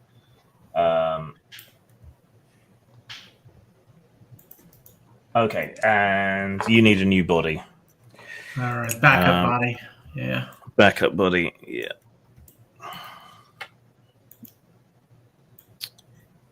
I'm not sure how much to charge you for that. I need someone to roll a dice, though, a 6-sided dice. Why? 2. Okay. A 2? Yeah. I'd like it to look like Al Jorgensen from Ministry, please. Granted. You just go death clock. It's an explosion.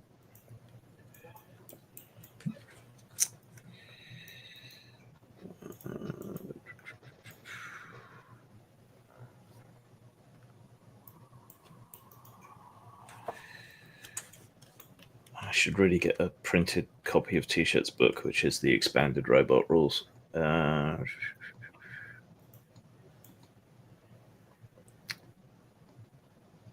Anyone can buy a robotic servant. Was it a flesh body or a robot body you want? Well, I wasn't real sure how the it doesn't really say what it is. The thing with the Yeah. Well, it can be with the interpreted code to body. mean Yeah. can be interpreted to mean different things. Yeah. Okay. Code body. I mean, I didn't know if I'd have to roll new stats for it. So, like, if I go into a new body, I may have different stats, or I didn't really know what we were. I got jump jets, so now I can just jump up things. Hooray!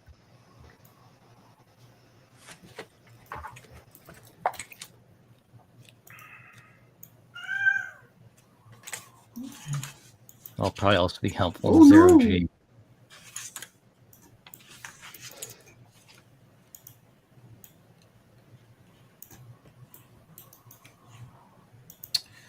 Let's say 1,000 for a fully customized clone backup. Okay. And That's I'll spend the rest on, I don't know, equipment, but I'll do that separately. Yeah. Okay.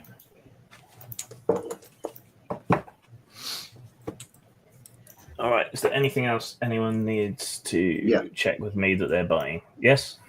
All right. So, Flog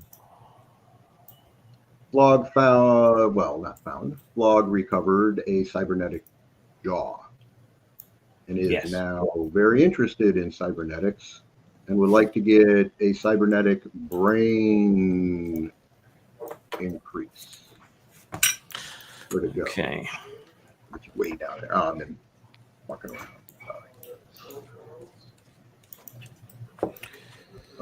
Cybernetics. Yeah. There we go. So it is brain optimization. The glitch is 5, 10, and 20. A highly delicate process infects the brain. I get +1, 500 GP for each time. And I'd like to take it twice. Okay. Hang on. Cybernetics. 95.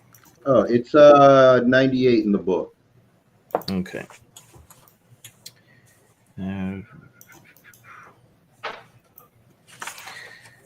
Okay, so brain optimization.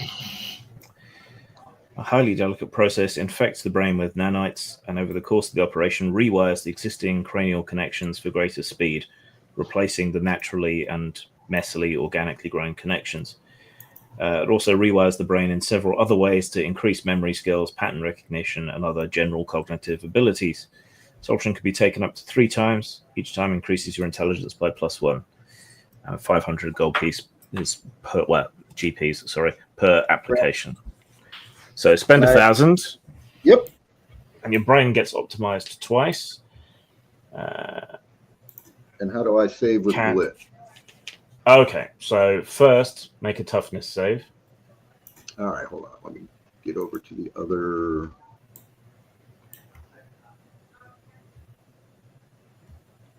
Sorry, viewers, if this is boring. Shopping trips always are, but yeah, I know, but it's important because anything they don't spend gets spent on ale and whores. So, oh yeah, geez, like I hate doing that.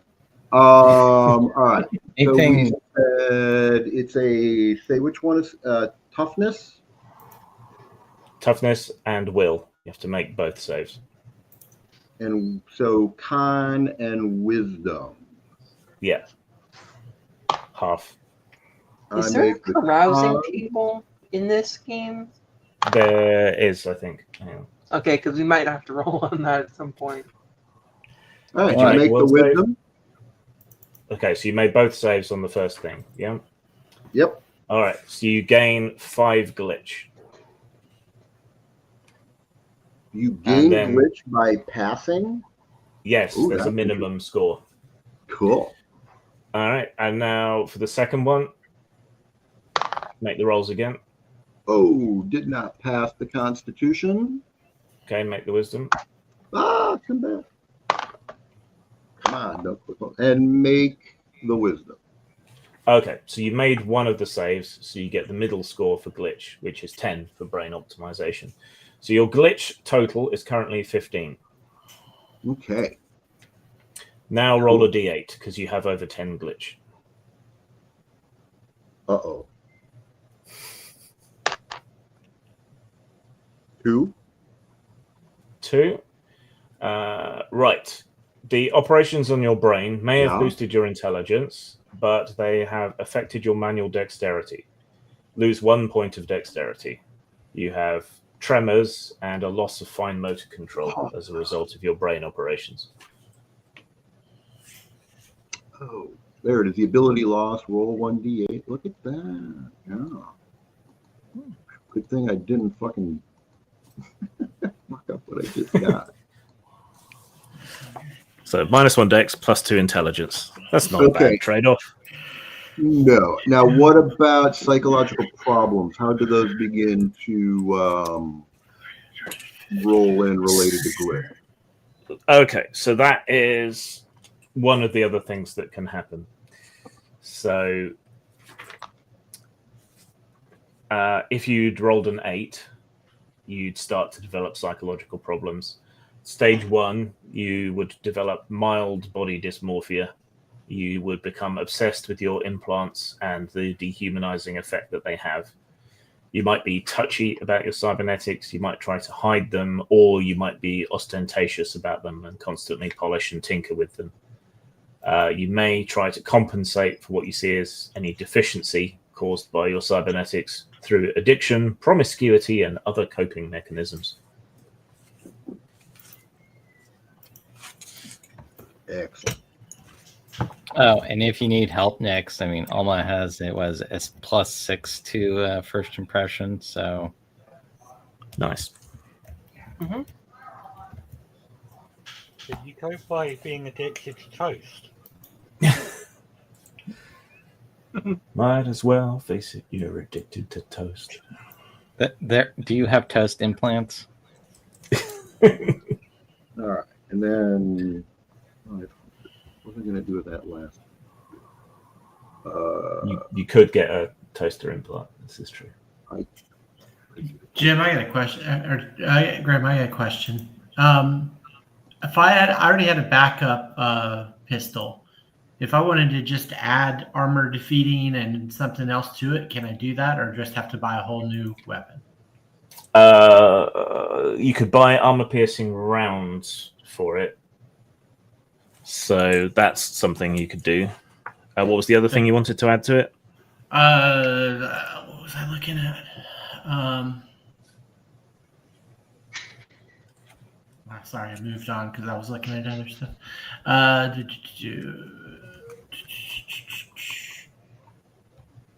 The targeter. Okay. I can just buy a whole new one. It's fine. I'd just sell the other one at some point or something. Yeah. Okay. That's fine.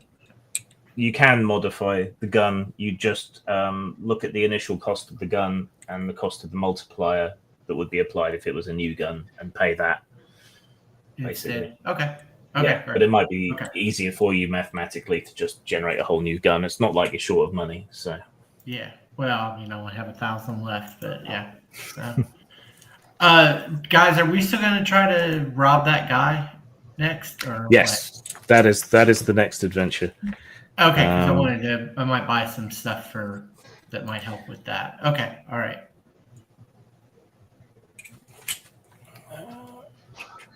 One sec. Oh, I need to buy more mill rats because I probably finished quite a few of them on the trip back and forth from that planet.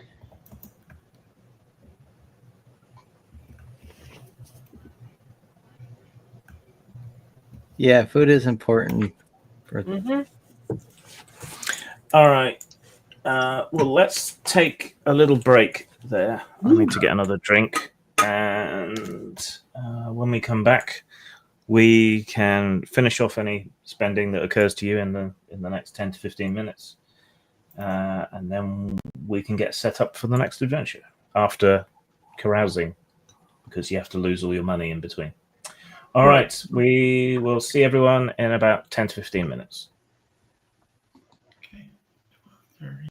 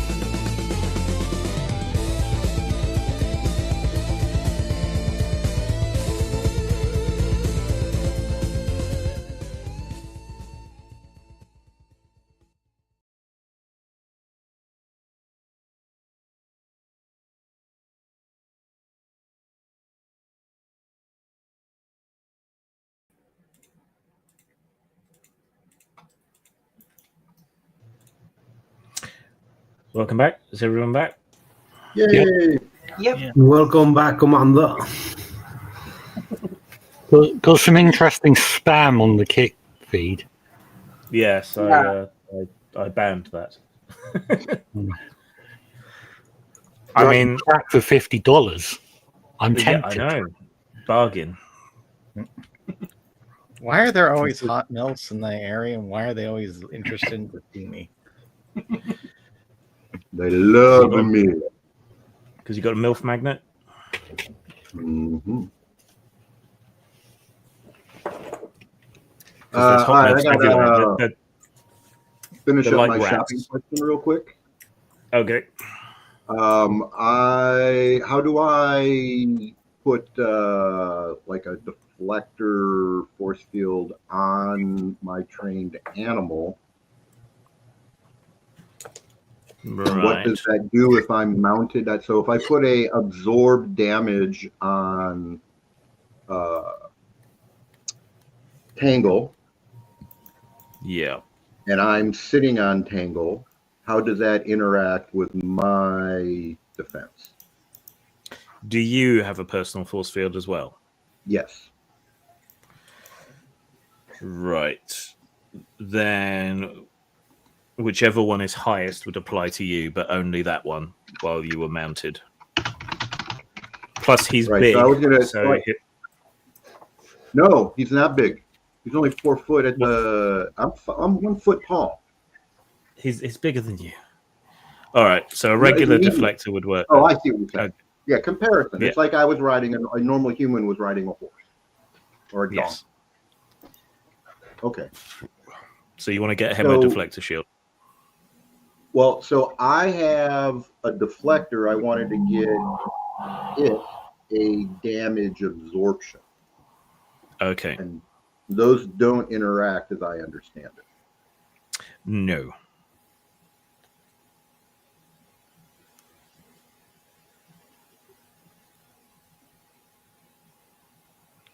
So if you wanted a heavy absorption shield for him, that would cost 1,000. Correct.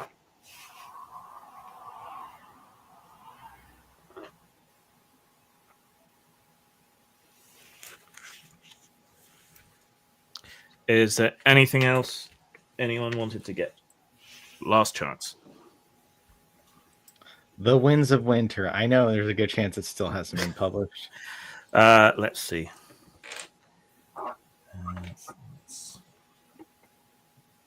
No, it has not yet been published in whatever period in the future this is.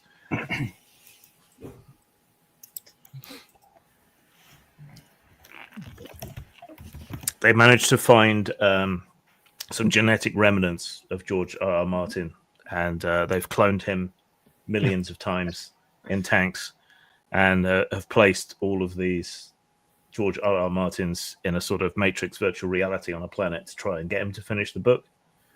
But plenty of cultural artifacts have been produced by that planet, but they have never completed the book. To the extent that the world is now called Procrastitron. Blogs people were going to try to have an infinite number of George R.R. Martins with typewriters and just see what happens. What do you mean? Tell you what Multiverses doesn't. mean there's infinite possibilities. Yeah, but none of them, the Winds of Winter is completed. It's like in Hitchhiker's Guide when the great prophet Zarquon turns up 2 minutes before the end of the universe. That'll probably be when George R. R. Martin publishes that. I'm finished! All right. Well, if everyone's done then, do you want to carouse together or separately? All carouse with Nix. I will do separately and pray that no one recognizes Sappho. I mean, My I can carousing take on is whatever going out form. in archaeological expeditions in my own mind. Well, we will see what happens because it's random. All right. Almo, roll a D100. D100. 100. I gotta make a D100.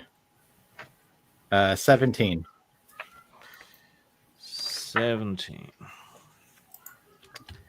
And roll a d4. 1.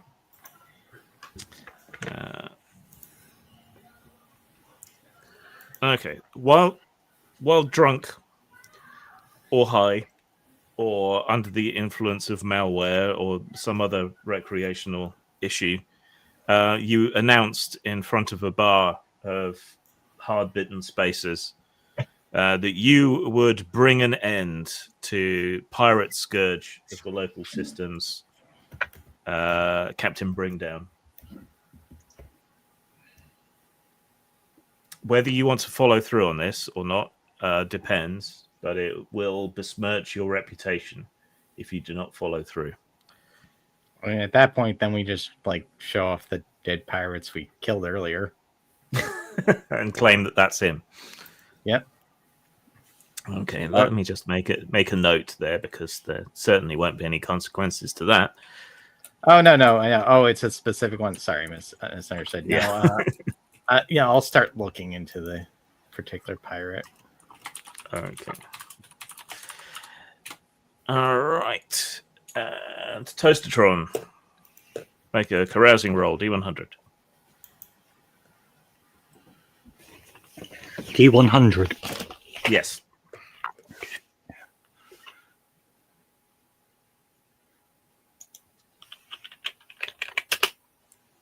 $25.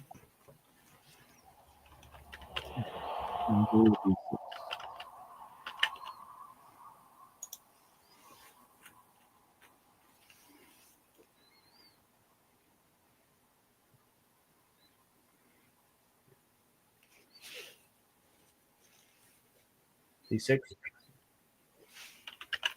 D6. Yep. 3.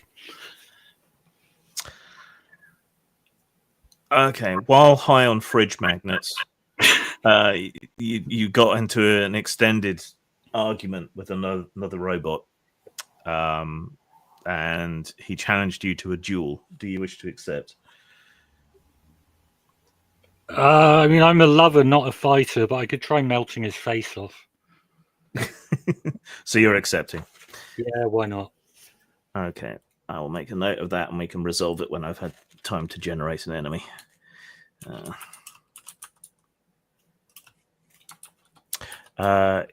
He's an artificially intelligent panini press.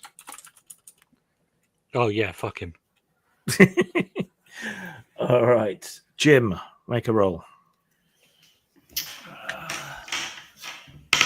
D100. 82. 82. Roll D6. 6. Okay.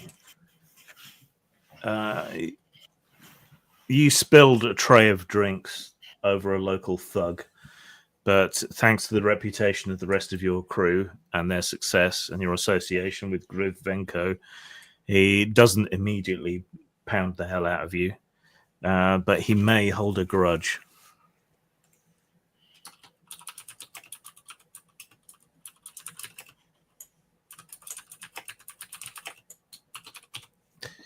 All right. Flog, make a carousing roll. 51.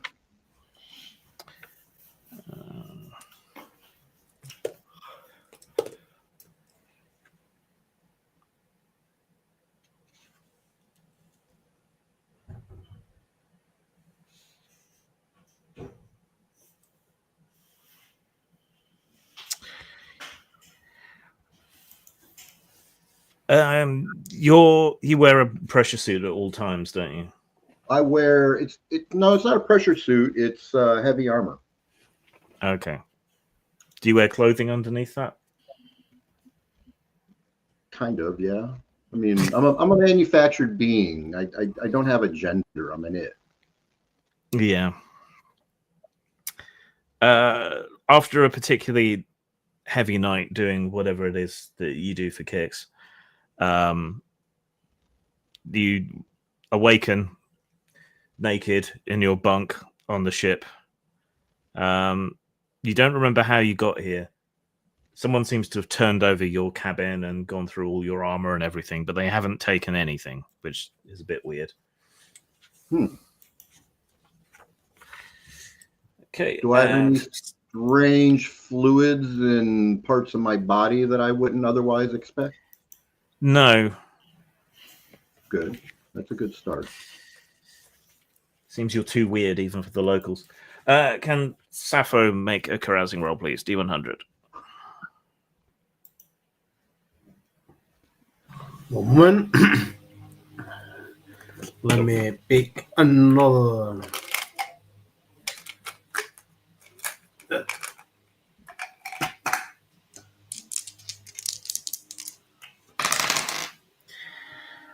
$98. 98. Roll twice, you party animal. Twice. Yes. My goodness. 63. Okay. And again.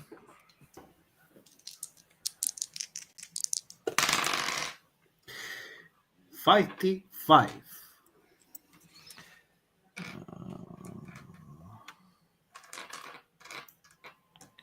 And roll a d12. All right. 7. Okay. During your time off, enjoying all the different delights that Satana Station has to offer day by day, you end up gambling on a beast fight where they set different alien and cloned beings against each other. You bet a huge amount of money. Roll a d6.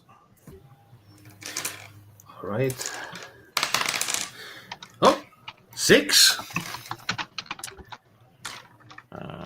And roll a d6 again. 3. Okay. You had a very successful run of bets at the beast fights. You can start next session with an additional 300 GPs. Oh, sweet.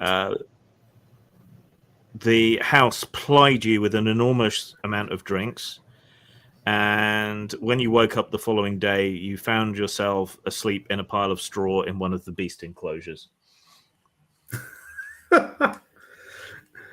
Those recall me that moment in Snatch in the Guy Ritchie movie with Benicio del Toro character. Which one? Okay. Do I roll now? Yes, your turn. Okay. Let's see. What do I get? 46. Okay. Roll d12.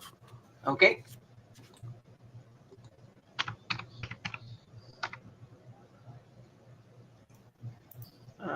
There it goes. 7.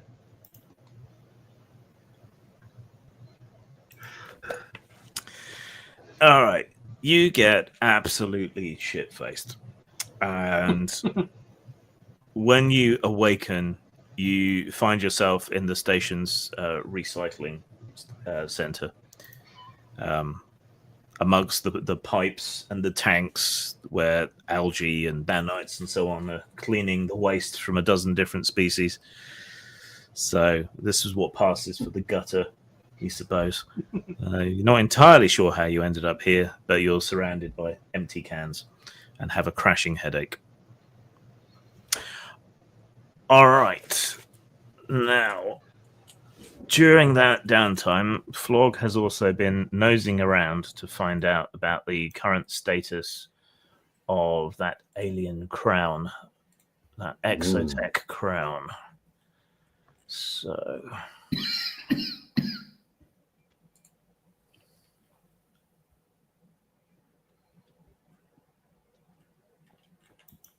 finding my notes.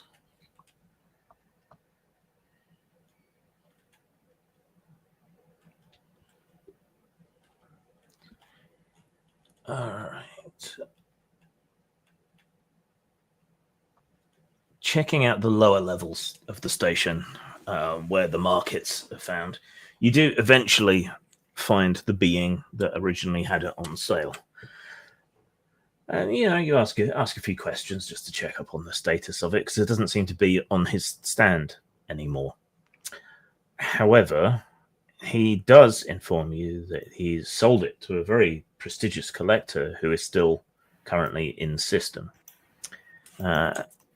He sold it to a very prestigious Sophont known as. Where's he gone?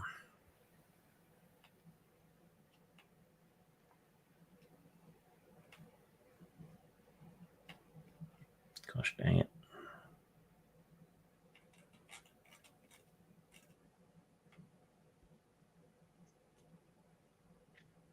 It's known as Santa Claus, and he's going to give it to us on the 25th of December. Obviously. God damn it. Where's it gone? I need to get this right.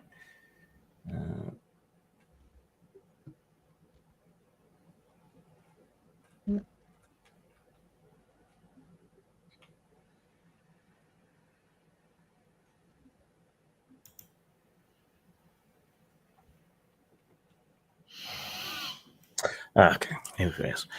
He sold it to Melverion the Sculptor. A Vadrath, he says, as if it should mean something to you, which it might, because you're an expert in alien cultures. Mm-hmm. So you can roll your skill to see if you recall anything about this fellow. Xenopsych or xenoarchaeology. Yeah, I have xenoarchaeology, correct. Yeah. So make a roll on that. Yep. Just like I'm grabbing a P6 and scrolling. My skill is, of course, 3. And I got a 3. Okay. So, yes. Right. I do know who this is. Yes, Malverion the Sculptor. Yeah, he's a well-known collector of xenoarchaeological artifacts and exotech.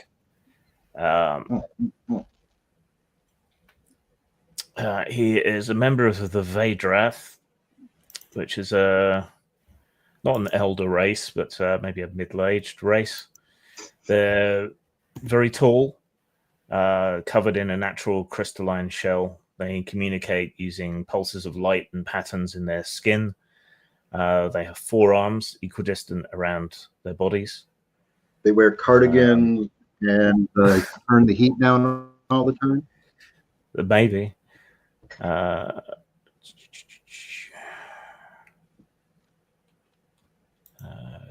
they were Yeah, middle-aged. They're semi-silicon beings, their flesh being a lattice of crystal, bone, and a kind of organic glass.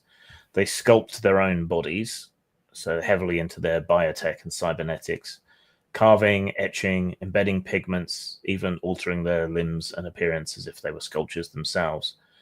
Vadrath reproduce very slowly, so they've never been hugely influential on galactic society. They tend to be quite insular and singular. The Vadrath are said to value aesthetics above even survival, often perishing for the sake of masterworks of self-mutilation and artistry. So somewhat masochistic. Where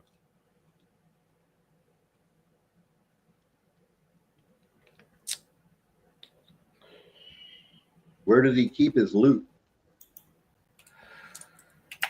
Well, they say, says the market owner as he leans across over his table, they say he has an automated vault ship. If so, it's either docked or it's in system somewhere. It's just him and his collection amongst the stars. Sounds delightful.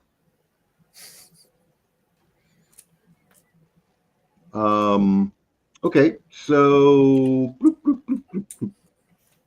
I think that's pretty much all we're going to get out of him for this, right?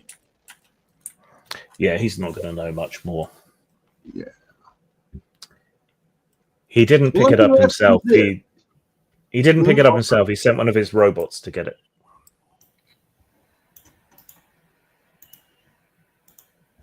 Oh. But he How paid did me a you handsome come in sum. contact with him, and how was the? He's just, his robot turned up, offered me a fantastic amount of money, and I couldn't really say no. But how did you know it was his robot? There was no mistaking it, and he did tell me who his master was. I suppose he could have been lying, but I don't think so. So you were contacted. How did you let them know when it was time to come pick up the thing? What They was the mode of communication? The robot just arrived. Wow. Somehow he must have heard about it or detected it. The Vadrath do have technology beyond the rest of us. Yes, I know. That's why I'm here. Okay.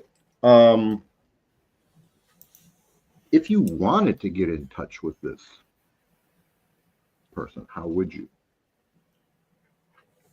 Well, I assume he's still in system. I haven't heard that he's left. His robots are still occasionally seen around the station doing things for him, I presume. You could talk to one of them or try the station's communication systems. Satana will know whether he's still in system or not. Oh, of course. I'm not used to that yet. Okay. Awesome. Thank you. Anything else looking around? No, I have no money left. It doesn't matter. Yes, it is customary to provide a gratuity in exchange for information. All those little weird doodads and bits and pieces that I swiped before, I'm just going to rummage around and give him a couple of those. Okay, you hand him a couple of widgets and he seems pleased enough with that.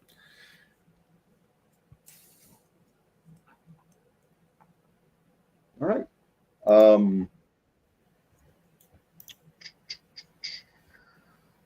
I guess we need to reconvene. So I'm going to go find Jim. Okay. Roll a D100. Uh-oh. Shit, I just put that away. Am I going to go carousing with Jim again? 59. 59. It's like a 69, but not quite. Completely platonic. Yes.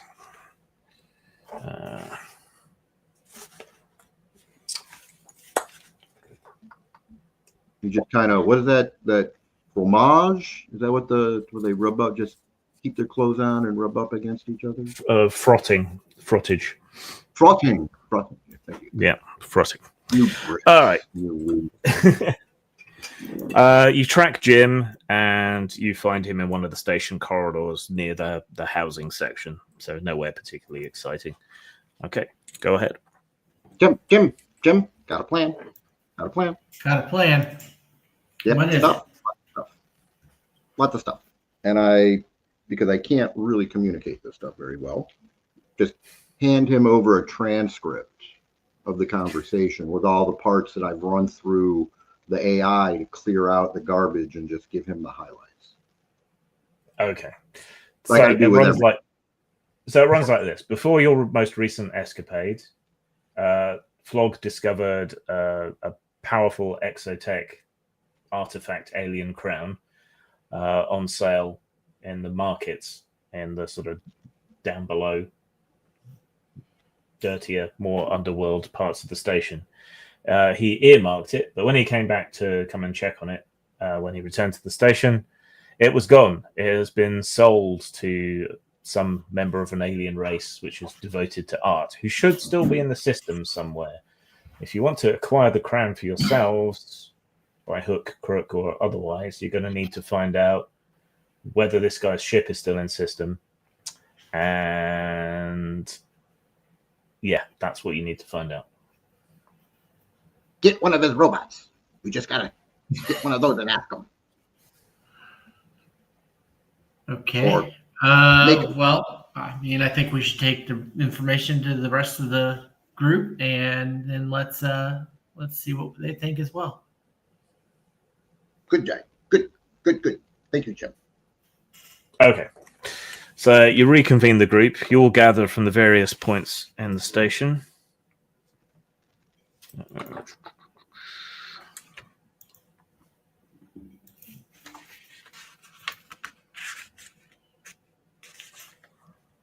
Guys, I may have promised we'd kill some pirates.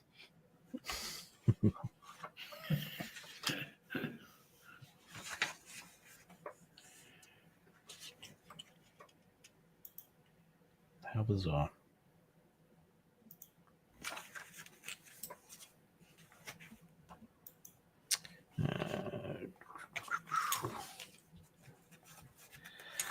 Okay, so you gather at a different bar. The bar you have been frequenting is called Hell. This one's called Heaven. And what the hell is this place doing here? It's a pod like any other, but the airlock and the walls are covered in a pearlescent sheen. Even the air seems perfumed, and it's like light suffuses the place coming from every panel. This is a scumfuck space station on the edge of the civilized universe, full of pirates, mercenaries, thieves, and whores. In this double pod, it seems pirate queens and laser-slinging mercenaries want to pretend that they're better than they are. They're fooling themselves in this airy, bright-lit palace with their cocktails and fancy collars, but maybe that's the appeal. So, but yes, discuss, plan, scheme. Let's get stuff. Let's get it. Explain, Jim. I hand over the yeah. I mean, yeah, transcript, and everybody read. I mean, yeah. Everyone heard it. I don't think I need to recap. Right. Guys, we might need to kill some pirates. I might have said something. But no, we get the thing. First, on the way, after, before. Do it. Plan. Make one.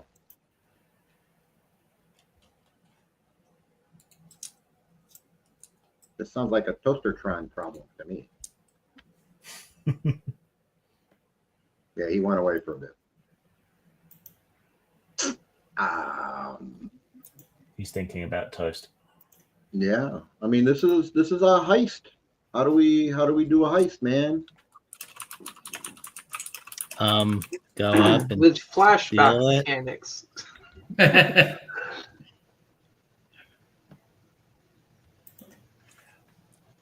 First, we got to find out where the item is, obviously.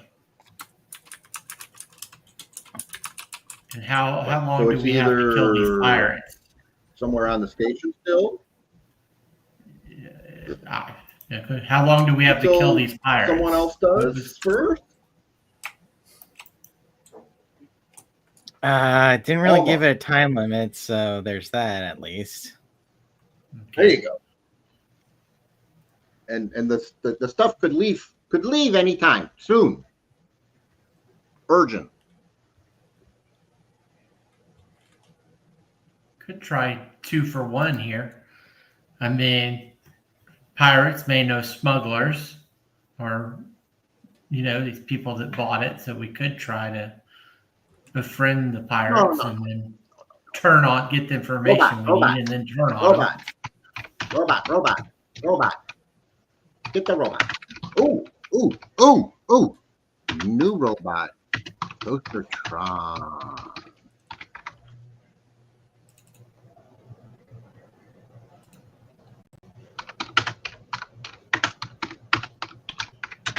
He's not chatting.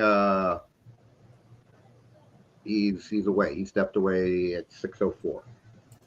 Okay.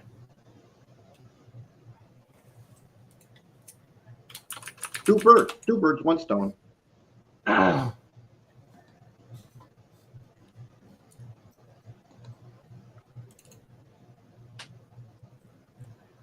I'm just looking for something here.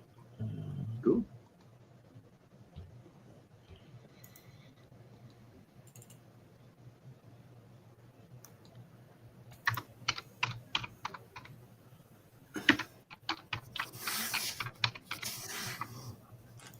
So to get the information, we're going to need to either know where the ship is right now, or to find one of the robots that were acting as courier for the art collector, and we can snatch it You know, and we put could do on like in that improved body. film, in the Sting. Yeah, Do a con artist number on do a them. little switcheroo somewhere, or No, basically, what we need is to spread the rumor that there is a very wealthy, very powerful Xeno artifact collector in the station that is interested in to acquire any trinkets that are unusual or very rare. So they will try to contact us, and we can set a trap for these guys and steal the crown. that's not a bad idea. So I kind of like snatching one of the robots and sticking Toastertron's head on it and letting it infiltrate. But that also could work. But what if they find out? Toaster will become a scrap. Well, that's just part of the plan. I mean, that's just one component, right? I'm not saying do it on its own, whatever.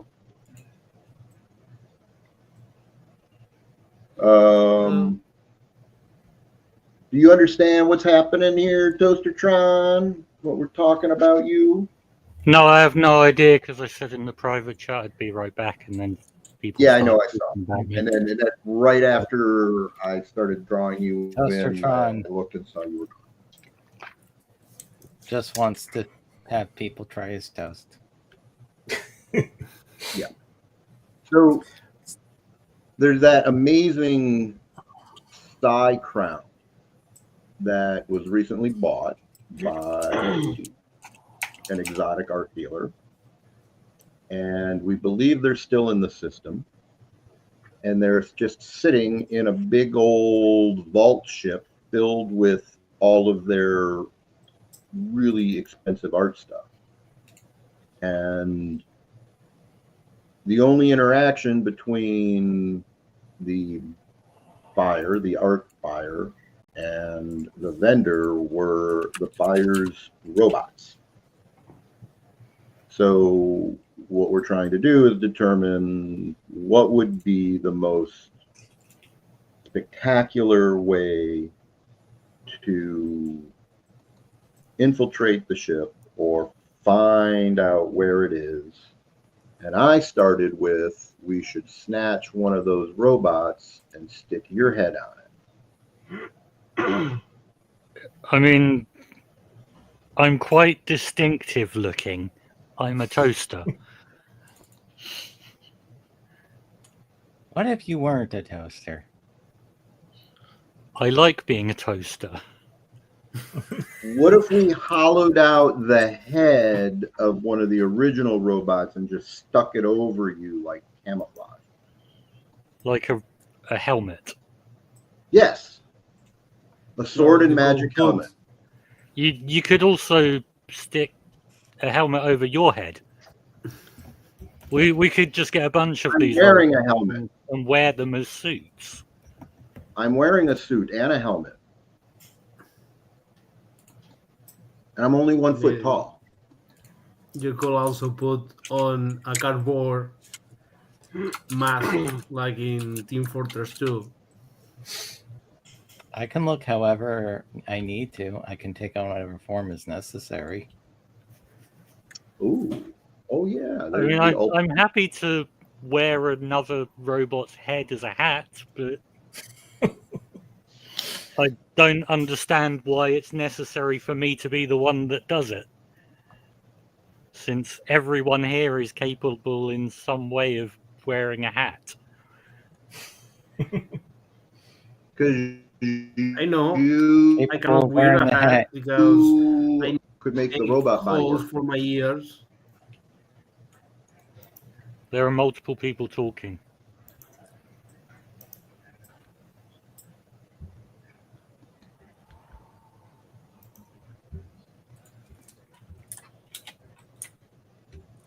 I think it's that you're a robot. I'm a toaster. I just happen to be duct taped to a robot body. You could duct tape me as a toaster to another robot body, but I remain a toaster that looks like a toaster.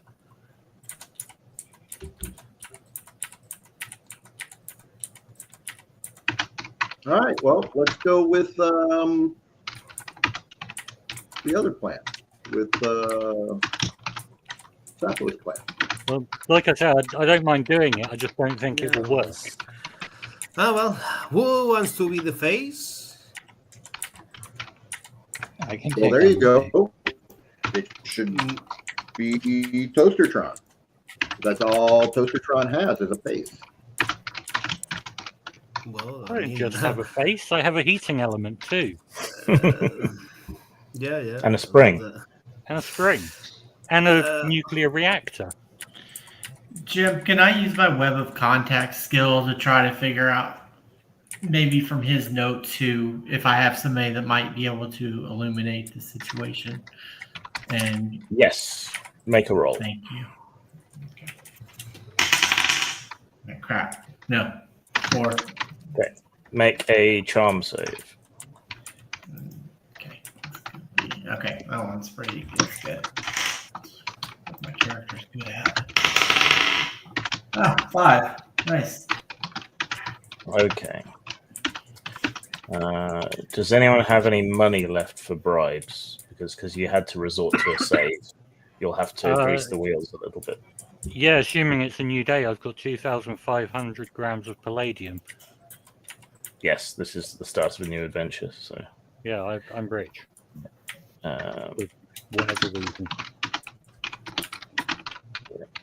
A massive Okay. wad of cash just pings out of my toaster slot.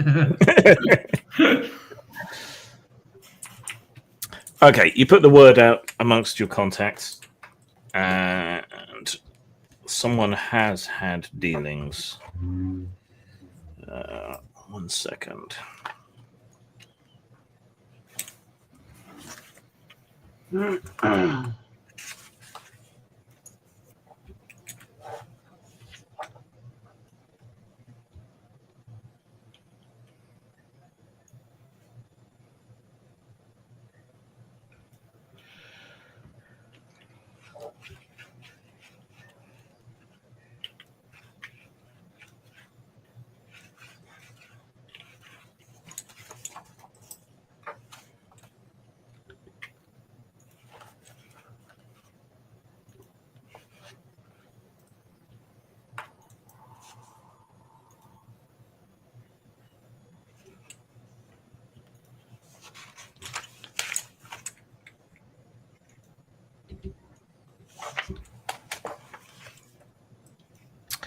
Okay. According to your contacts, a local private detective has had dealings with the collector. Alcor Leopard is his name. Okay. All right, back to you. Guys, I went to a lot of the bars and contacts. There's a guy, Alcohol Leopard, that may be able to give us a lead on this situation. He is Satana Station's only resident private investigator. Nice. So he's easy enough to find, or at least his offices are.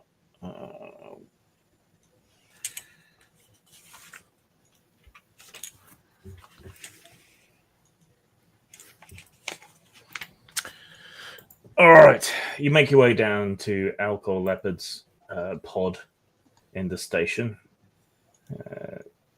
The corridors around his office are quite clean and people are behaving themselves, so he must be quite effective at intimidating the locals. Once you get past his secretary, you're brought in to meet him. He looks something like a gorilla crossed with a tapir crossed with an orca. He's a grey, wrinkly creature wearing an outsized fedora on top of his alien head. Draped over his shoulders as best as he can is a very large grey trench coat. And he huffs on a gigantic, stinking cigar the size of a baby's arm. He also reeks of cheap drink. His translator has a flat, robotic voice. Surprise. Greetings.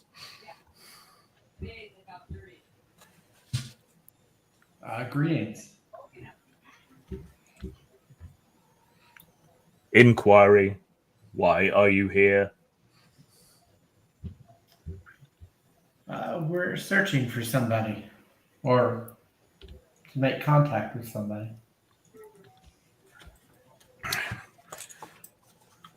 Wry amusement. Yes, that is typical.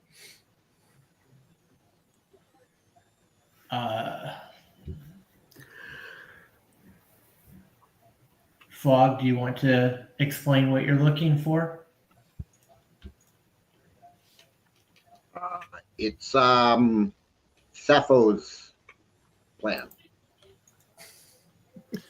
Basically, we need some more information on these guys. And once we have said information, what we have to do is hire or rent a local to make it look like a fancy place, like a art gallery of some sort. And well, someone among our crew must be the face, must be the person that talks to the dealer, so we can delay them, and when the war is off, steal the crown and get away with it. Of course, this means that we need to have something that they also desire. That is the reason we need more information about their particular interest in exo artifacts or Xeno art. Clarification. Who do you seek? I tell him his name. I can't remember. Benedict. Melvarion. Yeah. Started with a V. Recognition. I have had dealings with Melvarion. Inquiry. What are you paying? What are you charging? Take all the cash. Just take all the cash from Tron and give it to him. Humor. Ha, ha, ha. Clarification. You have a piece of toast. Clarification. Nice It toast. depends how much you want me to do. We'd Examples. like to know his whereabouts, what his interests are, and how he handles his dealings.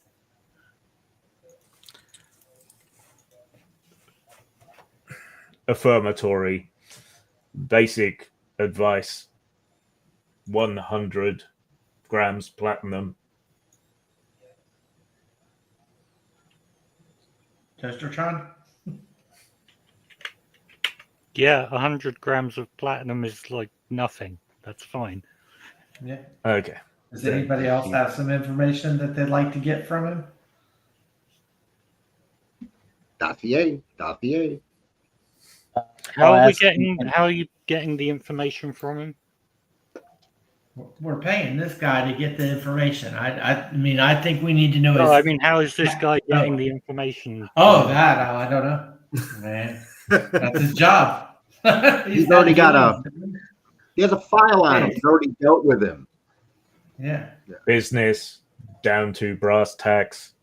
I have had dealings with Malvarion.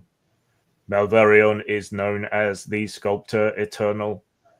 He owns a ship, the Splundig, a vault ship made by the Vox. He is art. He collects art. He has many interesting objects. He is a Vaydrath. He is still in system. He never docks with Satana. Rather, his vessel remains elsewhere in the system. However, I know where it is or was and can give you the coordinates for a small additional fee. If you require assistance with your fake gallery, I know his taste, and perhaps I can arrange something for you using the bar Heaven as a fake gallery. Yeah, how much? For everything.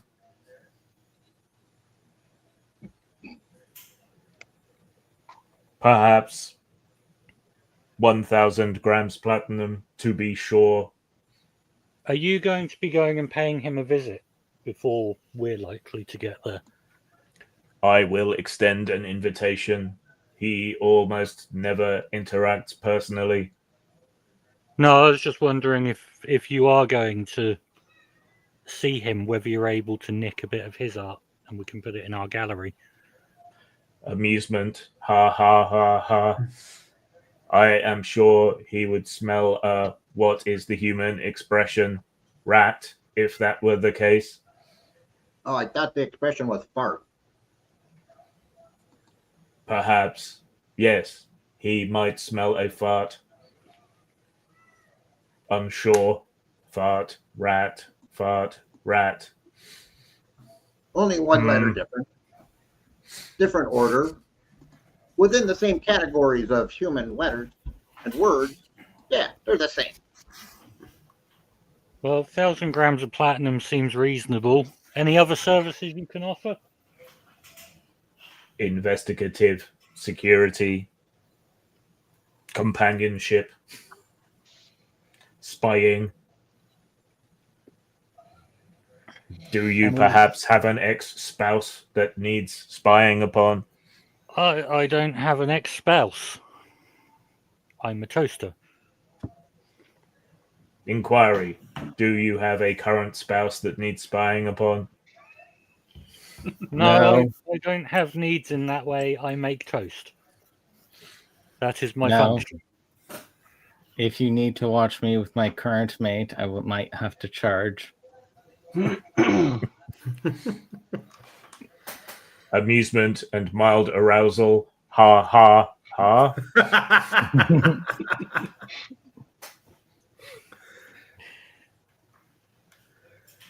And anyone else want to hire this dude to do something?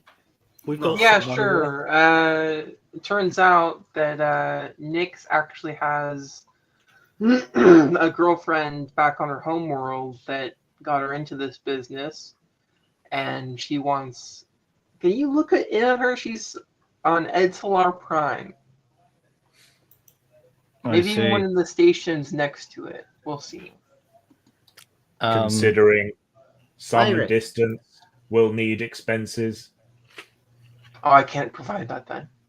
Alma, pirates, Alma. How much? Yeah. If he's paying, I'm going to ask him to look up that one pirate too. For a simple checkup, given the distance, 500 grams of platinum.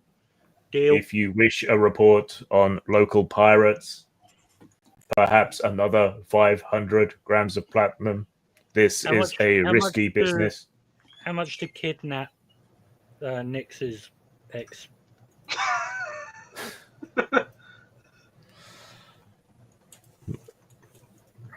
Mild irritation. I do not use the term kidnapping. Transport them to Our ship. somewhere else. Not kidnapping, just pick them up against their will. Involuntary relocation Yeah, for make them purposes yet to be yeah. rendered. Just quick check, Nix, you don't like your ex, right? I mean, I kind of like her, but she did cause me to get the Intergalactic Internal Revenue Service sicked on my crew. Okay, how much to rough her up a little bit? IRS would be my pleasure. Free. Cool. Yeah, well, 500 grams of platinum. Palladium. Seems reasonable for that. Anyone else got any job need doing? Oh, I'm good. I've still got 1,000 grams of palladium left to. Yeah, but we may need some of that to set up our for costumes and whatnot. You Yeah, may need to explain that to Toastertron, who doesn't understand money because he's a toaster. He has only recently started. Also, we need to hire. Pay him to set up.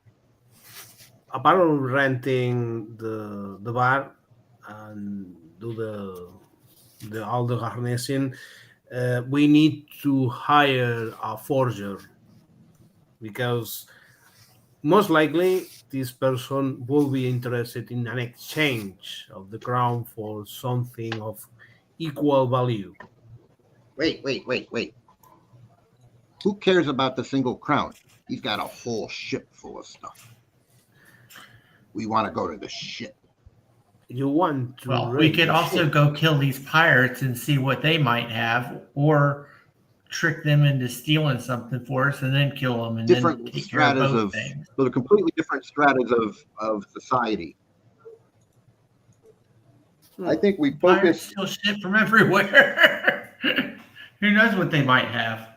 Let's go get some free shit from them and take care of these pirates and then get some stuff for the art show. Business. I have much work to do. Thank you for the employment. I will now commence operations. He pulls open the drawer on his desk and takes out a little round device, slips it into one of the interior pockets on his trench coat, and stomps out from around the desk, looking like a bald Snuffleupagus. Right. Since you've come up with such an elaborate plan, I'm going to need some time to prepare for that. So I am afraid that means we'll probably have to call tonight to an end there for now. I would recommend, because this is like a game where you can play criminals and whatnot, to have like some kind of narrativist kind of rule, like a light one, where like you have a pool of points or something that you can spend on minor alterations to a heist or something. Yeah, it would be similar to set things up and whatnot. Yeah, kind of like similar the to whole the tactic skill. Yeah, like almost similar to Leverage, if you've seen that, or like the Ocean's 11 series. Yeah, there's that Monte Cook Games thing about heists as well that has a similar thing where you can spend points for like a flashback. Oh, I prepared for that eventuality. So I only know of that existing in the I only know of that existing in the Leverage RPG when that still existed, and also Blades in the Dark has that kind of rule as well. But I suggest we like alter something like that so that it's more grounded in the OSR kind of vibe. That's why I was suggesting like a pool of points, like plot points or something like that, that are optional. Yeah. All right. I will plan as if T-shirt can't run next week. Well, hey, then this has been almost 3.5 hours. Yeah. Yeah. Okay.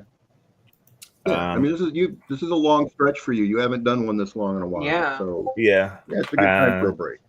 And Tabletopless went the full 4 hours. Woo! So, did you make bank? We did all right. Oh, We I started spent our like all of my points. we started our Curse of Strahd campaign, which we're calling First of Strahd. Right, I saw. That's awesome. So the kind of hammer horror, campy, erotic sort of slide of things works quite well. And Because you can gave also you play on the double entendre of not only that thirst, but also the thirstiness of the entire Strahdism of people who are in that D&D echelon, right? Yeah. I mean, those are some really thirsty people. Oh, They I, need a lot of attention. I thought you were gonna call it the thrust of Strahd. Thrust of Strahd. No, we got it Thirst of Strahd. But I've been only I've knows been that. I've been watching a load of old hammer horror films and reading a lot of Christopher Lee, so I can give my narration a touch of the Christopher Lee and a touch of the Rocky Horror narrator, because it's 50 years of Rocky Horror as well this year. Oh, nice. That's awesome. It's been You know it's been fun. that you know that Christopher Yep. Christopher Lee loved to play Scaramanga because he had this deformity of having an additional nipple, which conferred him incredible sexual prowess. No, so there you have it. One of the elements that you could include in this erotic campaign. Well, traditionally, witches had a third nipple for suckling their familiars, but we are Funny wildly enough- off. We are No, wildly off. Funny track. enough, though, real quick, because you meant What mechanics did you hammer out? I haven't had to produce any new mechanics at all yet, but we shall see. I thought Alright, maybe but- you were going to use like your own version of Curse of Strahd or some kind of variation that you made up on your own. I will be rewriting stuff. Like we've started with the House of Lament from Van Richten's guide, but I've rewritten it to be slightly more suggestive and a bit different. And I will continue to do the same thing through the rest of it. And Awesome. instead of the curse making you more mad, it just makes the characters more horny. Obviously, duh. All right. Anyway, right. Bedtime for There you me. go, you normal Night, listeners. friend. There's an opportunity to go goon out on a Saturday night and help Yes. support a fellow traveler. Yes. And we'll be back either next week or the week after with this. Meanwhile, go and check out motsp.com and buy Machination stuff, which is less explicit than Tabletop Plus, but just as sleazy. All right. Good night, everybody. Good Tatty night. bye. Night. Night. Bye. Night. Next time. Baby.